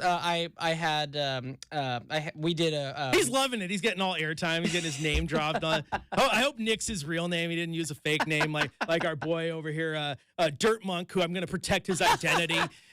It's his real name, so everyone gets to hear it and all that. But man, goodness gracious, I could not ask for a better Wednesday, man. They tell me that I'm sensitive. I'm not sensitive. It's just, dude, trying to host a show and you're constantly being negative about how I'm hosting it is blowing my mind. But yeah, so no, I think ultimately that's exactly what Oregon State's floating.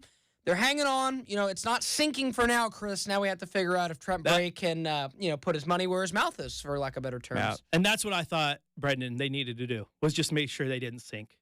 And I think he could be successful. The key with him, though, the defense was great under him.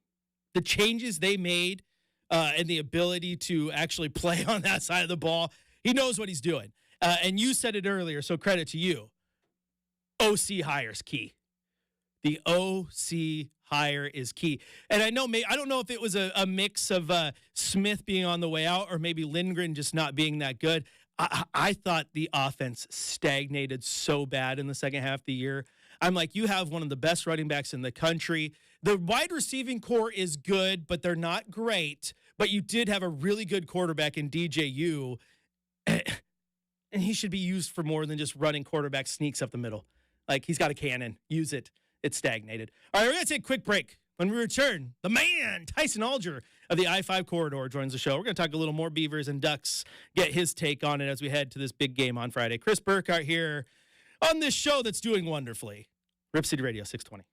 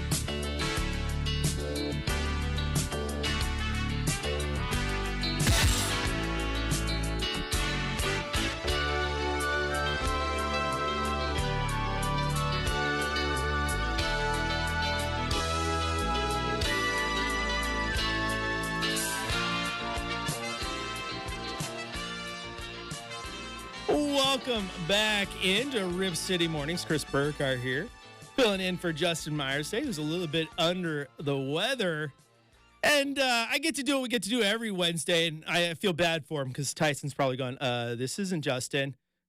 Who's this guy? But we're welcoming Tyson Alger to the show from the I-5 corridor. Tyson, how are you this morning?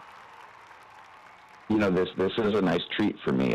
Every Wednesday I wake up around 8:17 in a rush to get on the radio with Justin, and it's always the same voice. It's always the same topics. We're talking about food a lot, so it's nice to have you here to just a little bit of a curveball. And I'm a little disappointed that Justin couldn't man up and get in the studio today, but I think we'll make this work. So. Thanks for having me on this morning. Yeah, of course. Hey, speaking of different voice and different topics, I'm going to ask you something that Justin wouldn't, just because, like 6 degrees of separation type stuff. My wife is currently working hard this morning making some dog bandanas to hand out at this event that they do at PIR, where you can bring your dog and go see the Christmas lights, which, according to your Twitter timeline, you were at the other night. How was that? Dude, it was a lot of fun. I think this is the second time my wife and I have done it, but I think the first couple of nights they let you come through with the dogs instead of the cars, and it's a fun little time. I think it's fun for the kids to take photos of all the Christmas stuff, and it's fun for me to pretend that I'm taking the right turn line on like turn 3 across like the sausage curbs, you know.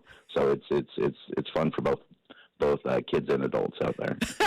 I feel you. It's very easy. Close your eyes. Imagine that you're in the cockpit of one of those Indy cars or something. Have a little fun. But exactly. I always wish I could. I'm a little too big to fit in one of those cockpits, though. So unfortunate for me. Yeah, same. All right, Tyson. We can't have you on and not talk football, though, and we got to get right to the nitty gritty. I know Justin hasn't had a chance to talk to you, but I just want to get your initial reactions from over the weekend with that crazy news of Jonathan Smith going to Michigan State, and then the news that came out late last night of Oregon State going with Trent Bray as the new guy. Yeah, I like that they went with Trent for this position. I think that, especially in times of when there's kind of a shock to the system, and with how Jonathan left, I think that was a shock to the system. I think it's important to get somebody that's going to be able to consolidate and has kind of the pulse of the roster and the team. And that team obviously is going to play hard for Trent Bray. I'm not well versed enough to know how that's going to project into the long term, especially with some of the uncertainty that OSU has moving forward. But I think in terms of just reactionary and making like the right choice when they can, I think that was perfect for them. But as far as, Jonathan leaving on Saturday or Sunday, whatever day it was a blur this weekend. I expected him to leave. Like I think he is a career-minded head coach who had a really good situation in Corvallis, and maybe things change if the Pac-12 doesn't blow up like that. But I think it was pretty apparent that he was going to want to check out different jobs. But I just think the way that he went about it, like during his entire time in Corvallis, like Jonathan rarely had any public or media missteps. He rarely misspoke, and it just seems like he kind of keeps stepping on rakes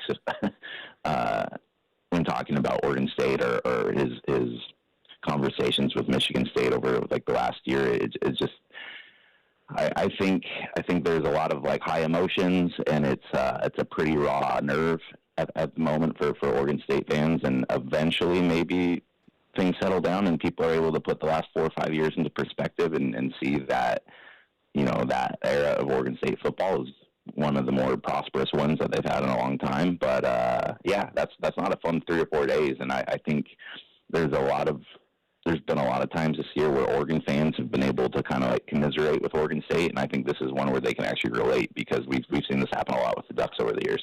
Yeah.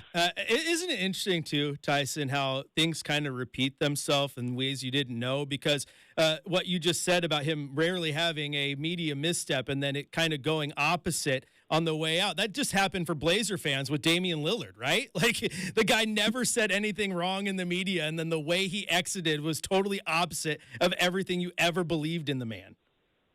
Yeah, and I just think it's hard to do, because like it's professional sports, and we call it college athletics, but it's professional sports. There's a lot of There's a lot of ego, there's a lot of business, there's a lot of money at stake, and I think that anytime that you're changing a job like that, like I was talking yesterday, and like I don't know if you can perfectly navigate an exit like that, like especially when it's in a situation where one school is,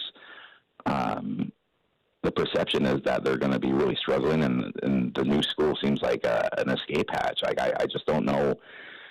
There's part of me that thinks that like Smith tried to like go like the too honest route with this and kind of play into his like I've seen the way that Willie Taggart and Mario Cristobal left Oregon. I'm going to try to be a little bit more upfront with this, but it's just I think just some of his comments in the days since have been just really I don't know, maybe disrespectful to Oregon State, especially because of the season that they had this year and the potential that kind of left a haze over the locker room going into the Oregon game, which should have been the one of the most important games of that era of Oregon State football. Yeah, absolutely. You're hearing the voice here.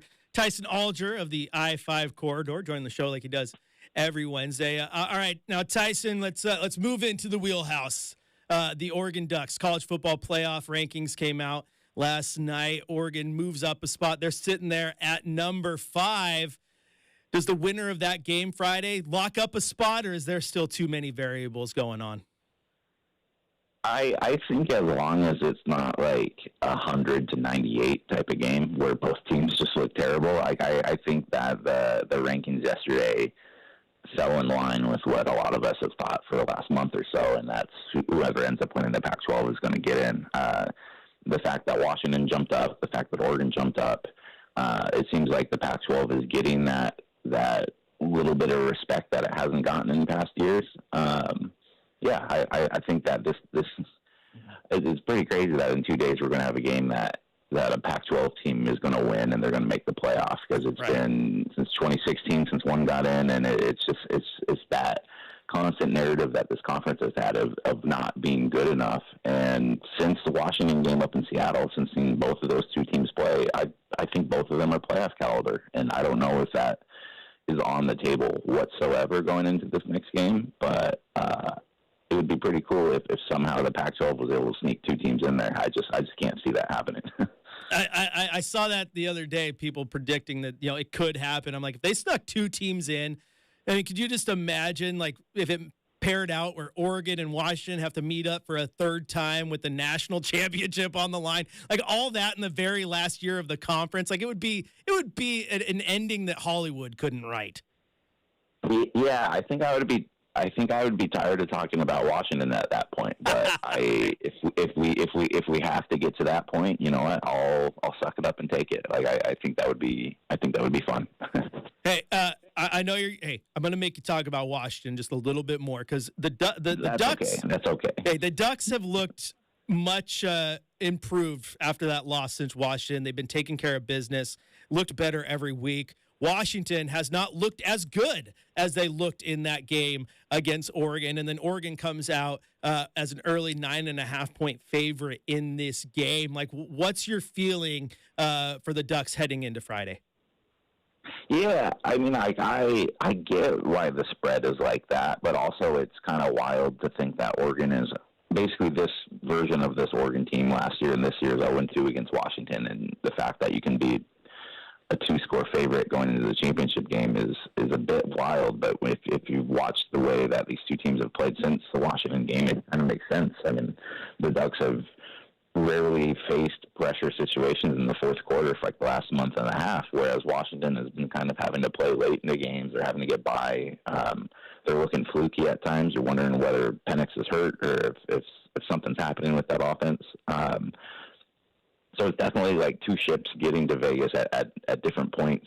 That being said, I do think that this is going to sound cliche, there's something to being 12-0. Like, Washington hasn't lost, and they haven't played their perfect football probably since the Oregon game, but like they find ways to win in the fourth quarter. And if you look at the two wins against the Ducks, that's a team that has made the absolute plays they've needed to in the biggest situations of the game. And I think you can get some muscle memory from that. Like, I don't think Washington's going to come into this game thinking, how the heck are we going to beat the Ducks? Because they know they can. So if this is a game where Oregon's operating at a high efficiency and they come out and they score on the first couple drives, like I could very well see the Ducks blowing the Huskies out just because of how well they've played. But if this thing ends up being close and we get into the fourth quarter, I feel a little less uncomfortable about the Ducks' chances just because Washington is so efficient when it has to be late in games. Yeah, absolutely. Washington wins a lot of ugly games, and championship teams find ways to win ugly games. That's why this game, as a Duck fan, does scare me just a little bit. But another question for you, Tyson, and this is something that Brenden and I talked about just a little bit earlier. What is your feeling right now when it comes to that Heisman Trophy race? Does Bo Nix need a big game on Friday to truly solidify it? Is he still kind of the favorite leaning that way to bring another Heisman to Eugene, even without that game Friday?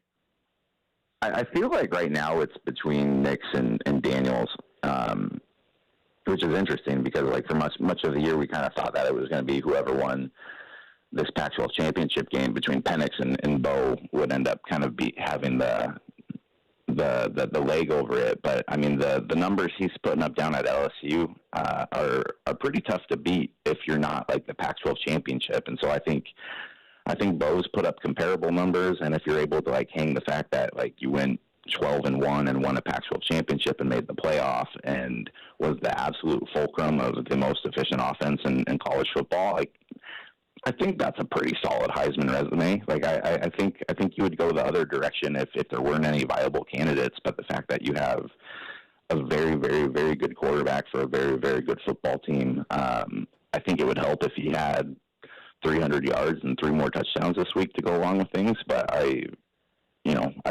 Bo's as good of a college football player as I've seen covering college football. So if that helps.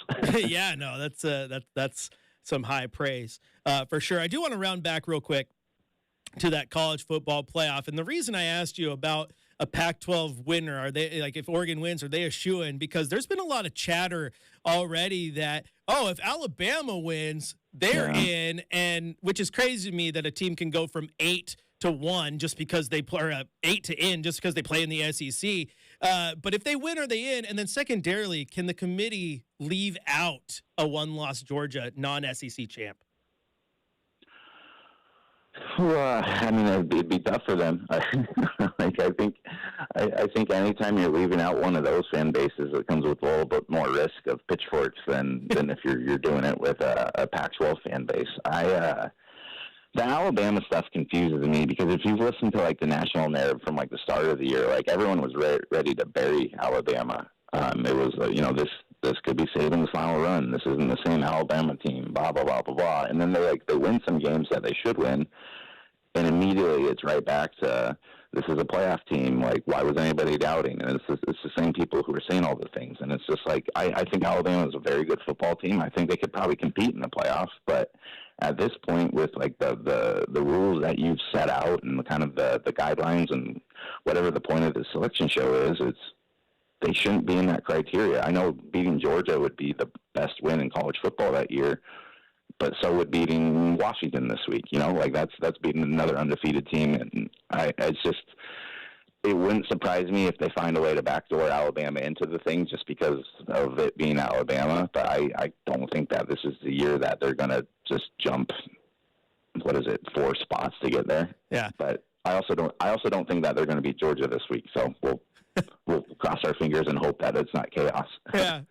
And you just hinted something there that I love because no one wants to talk about it. But I love how everyone's like, well, if Bama beats Georgia, that's a big win over the number 1 team. And people talk about Texas, right? Well, they got that big win over Bama, but no one says, but if Oregon wins, they get a big win over the number 3 team. Like, that's a big win if Oregon wins, guys. Like, people just want to gloss over it so they can find their narrative to fit Texas or Bama in there somehow. It's crazy to me. Well, and that's part of Washington, too. It's like they're 12-0, and it's like, they're a struggling 12-0, and who they've beat. Well, they have right now the best win out of the top group, like outside of maybe Michigan over Ohio State. Like Washington beat a fairly good Oregon team that we've been talking about all year. Like it's interesting how you get credit for one thing but not quite the other thing. But that's also college football and why we love and hate it. Yeah, absolutely. Tyson Alger of the I-5 corridor. You can find him on the X app over there at Tyson Alger. Now, Tyson, I know you have a very busy week, so we'll let you get to it. Have fun getting through this game on Friday and getting a little bit of clarity as to what your postseason looks like, my man. Hey, absolutely. Thanks for having me on, and keep that seat warm for Justin. Yep, absolutely, man. Thanks again. And yeah, you can find him over there at the i5corridor.com and on the X app at Tyson Alger. Thanks again for taking the time, Tyson. I always feel bad for these guests that you have locked in, Brenden. Like these guys who come in, they're so courteous with their time, and like they're used to hearing Justin's voice, or like Mike Barrett jokes with me because every single time we've had him on the Rip City Drive was a day that I was filling in for Chad. Like one day he's like, I used to think I had a pretty good relationship with Chad, but I feel like he's dodging me. And you're on every single time. And so I appreciate when these guys are open books and still have a good time with us. And he kind of said what you and I were talking about. I mean, a lot of people say you're crazy, but he kind of thinks that the winner of that game on Friday's probably in. So, man. Oh, as a Duck fan, I'm just like, I don't like this game. Like, I don't want to go in and have to play the Dogs for a chance at a college football playoff. It's just, oh my gosh, it's just crazy. It's just crazy. What do you got? What's your feelings, Brenden? What are you feeling? You know, it's going to be interesting. Pretty much everything that Tyson mentioned as far as the playoff itself, I feel pretty confident about that. Like I said, I think the winner of the Pac-12 is going to go to the playoff. I think but in this, Chris, somebody will be left out and somebody will be upset. And I think this might be the last year that we really, truly see people who are upset with the playoff expanding. But whether it be Alabama's fan base, Texas's fan base, Florida State's fan base, and in a crazy world, maybe Oregon's fan base or Washington's fan base, there ain't no friends in college football, man. Yeah, absolutely. I'm just laughing at the YouTube chat here. And again, jump on, rolling again. Jump on if you haven't. Get on YouTube /Rip City Radio. You can tell me to grow up, but we'll still have fun with it. Nick, I pick on you, but you still give me content, my man. It's fun. And I'm a grown man. He just doesn't like Burke Fever. Oh. Chad likes it, though. He wants me to change it to Jerk Fever, he said, which is funny, I guess. But I'll take it down one day. But I'm laughing because our man Dirt Monk says that he's heard a spider lives in this chair, and that's why Chris and Justin don't sit in it. And I don't know why I don't sit in the chair. Like I do every once in a while, but then I find myself just swiveling back and forth. I just like standing. I feel like I'm not as full of energy if I'm sitting in that chair. But then he comments, and if you listen to the drive over the last few days, you know what's going on. He says Chad sat in it, and Chad paid the price. Like, which is gonna make me cough here on air. I'm gonna have to turn my mic off because that's funny. Like, do we need some what is it called? Some pest control here at the studio, Chris? We need to come fumigate. Tony wants to know how Chad's trip to the rear end doctor went. Like, oh, was that a real thing? Oh my. Oh no the or from the spider. I don't think there's a spider in the chair, but it's a real thing. Okay, we need to get you caught up to speed. Yes, we do. The YouTube chat is up to speed. I love it, guys. Like this is the off the rails that we love. All right, we're gonna take a quick break. We're gonna get to one of my favorite segments when I fill in for Justin, and that is Make or Miss, where Brenden asks me any question on the planet. I said make or miss, excuse me. Mailbag. Any question on the planet, and I just have a little fun. See, I can't even think straight because the YouTube chat got me rolling. Good job, guys. All right, Chris Burkhardt here on your home of the Blazers, Rip City Radio, 620.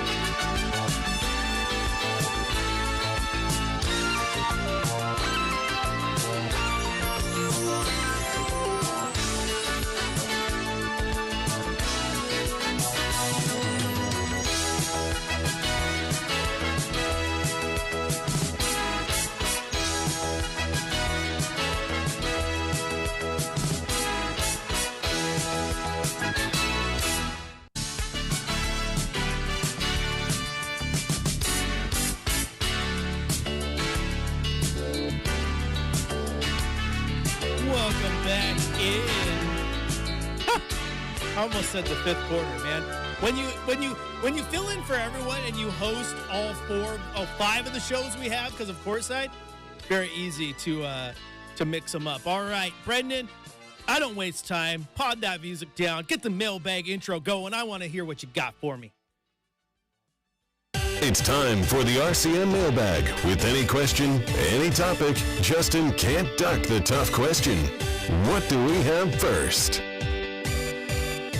What is in the mailbag All right, today? Chris, yeah, let's go ahead and open it up today, man. It's always nice to be able to have more than just Justin here on the mailbag because we get some different and cool answers, and sometimes I can use some of my favorite questions that I have recently and throw them at you. So, Chris, let's start here. Would you rather eat old mystery leftovers out of your fridge or a total stranger's leftovers? Oh, both of those sound gross. But Like house sitting for somebody, and they're like, help yourself to anything that's in the fridge. You're like, I don't know what that mystery meat is. Or something where you're like, oh gosh, I don't remember putting that in the freezer, but I gotta eat it. Oh man! So give me your either or, my And there's friend. no guarantee that I don't get food poisoning and then have to call in sick like Justin. Wow. Guess we'll have to see what he was eating. I think I'm gonna have to take my own mystery leftovers Good call. because at least I know, like, I might take a bite. Oh, okay, now I remember what this is. I mean, the stranger's leftovers, that could be sabotage, and I don't want that. I got to go with something I know. And oh gosh, I just don't like this because I don't think any one of these. I think they both end with a trip to the restroom at some point. That's a good question though, but I'm sticking with what I know, and I'm sticking with my fridge. Smart. Okay, let's go back to maybe something you've had to experience with your own kids, Chris. What's worse, drinking melted ice cream or eating cold French fries? Oh man.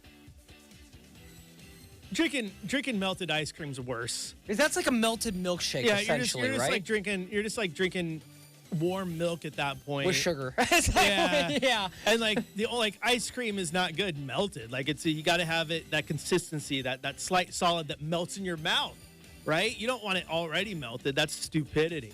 Now cold fries, that hurts, but like like here's the thing. Like you take the cold fry and it still tastes good. And this happened to me just the other day. I went to Wingstop. I got some wings. I got some fries. Me being me, I ate the wings first. By the time I was done with the wings, my fries were a little cold, all right? But they still had the flavor. That right? Wingstop fries, they do have a great seasoning. Yeah, they still had the flavor. If I dipped them in a little bit of ketchup, got some ketchup flavor, it was all good. Okay, but the ice cream is just like, why? The whole point of it's done. It's melted, and it's just a bowl of sadness at that point. So yes, the ice cream's worse. All right, Chris, let's go back to your college days here. Rather cheat on a test and have nobody find out, or be accused of cheating when you didn't? Oh man, see, this is another good one. See, we're putting Chris in the hot seat, folks. Thankfully, his the statute of limitations has passed. Well, it's simple. You'd rather cheat and have nobody find out because then you're Agreed. good to go. But if you don't cheat and you get accused of it, oh man, you're never going to recover unless you can prove your innocence. Which How do you prove it? I know how teachers work. They're not. They think you're in the wrong. Yeah, you're stuck. You're behind the 8 ball moving forward. Teacher's always going to think you're a little cheater. Oh, if you go and get an A, they're like, there's no way he could have got an A on his own. Must have cheated, But we're actually going to knock him down 10 points for cheating. Yeah, I'd rather cheat and not get found out. Full disclosure, never cheated on a test. If I did, maybe it wouldn't have taken me, the extra year or two to get through the University of Oregon. Just saying. No, for sure. I hear you, man. Hey, I needed 4 1/4 terms to get done myself, man. I may have been slow walking it a little bit, but tough to leave. Especially now that I've been an adult for a few years, Chris. I'm like, I could have afforded to stay in school for a few more terms. No problem. Yeah, I was on the Van Wilder plan. I was there because I liked it. Okay? Exactly. Okay, this one's gonna be interesting. Okay. Okay. They've all been interesting. Yeah, this one I think is really gonna get you. Would you flip a coin if heads meant you get $1 billion, entails meant you die instantly. No. I'm So not is your flipping that life coin. worth $1 billion? Well, I mean, to some people, yes, but I would rather live the rest of my life paycheck to paycheck than just die because I didn't have $1 billion. 50-50 shot, right? Gave a chance. Yeah, well, I have 100% chance of not dying if I don't flip the coin, and I value my life. I want to live another day to come fill in for Justin and host this show. You know, I enjoy what I'm doing. I enjoy, this YouTube chat over here. Oh, you do? Yes, I do. Even if they ruffle my feathers, it's fun. My wife, my kids. I'm not risking that for a So bill. if the genie comes to you, you're saying head on over to Brenden. See next. Yeah, I'm not taking that risk. Yeah, I think it's different for everybody. I like my life. No, that's fair. There's some people who would, but I like my life. I'm not. Yeah, I'm like, I'll say this. Obviously, you being a dad with a wife and kids, much different perspective than me, who's a single guy, and I'm like, would I take that chance for $1 billion? Yeah, I could get near the sports ownership market very quickly, Chris. You're living for you, man. That's good. I'm living for my But kids. yeah, no, that makes sense. I can't take that away from them just because I was selfish and want $1 billion. Are we done, or we got time for one more? We're done, So we're done, so. All right, that sounds good. Thanks to everybody in the chat. All these nicknames: Snooze, Dirt Monk, Nick. Great nicknames. Brenden, thank you as always. Justin, hopefully be back tomorrow right here on your home of the Blazers, Rip City Radio 620.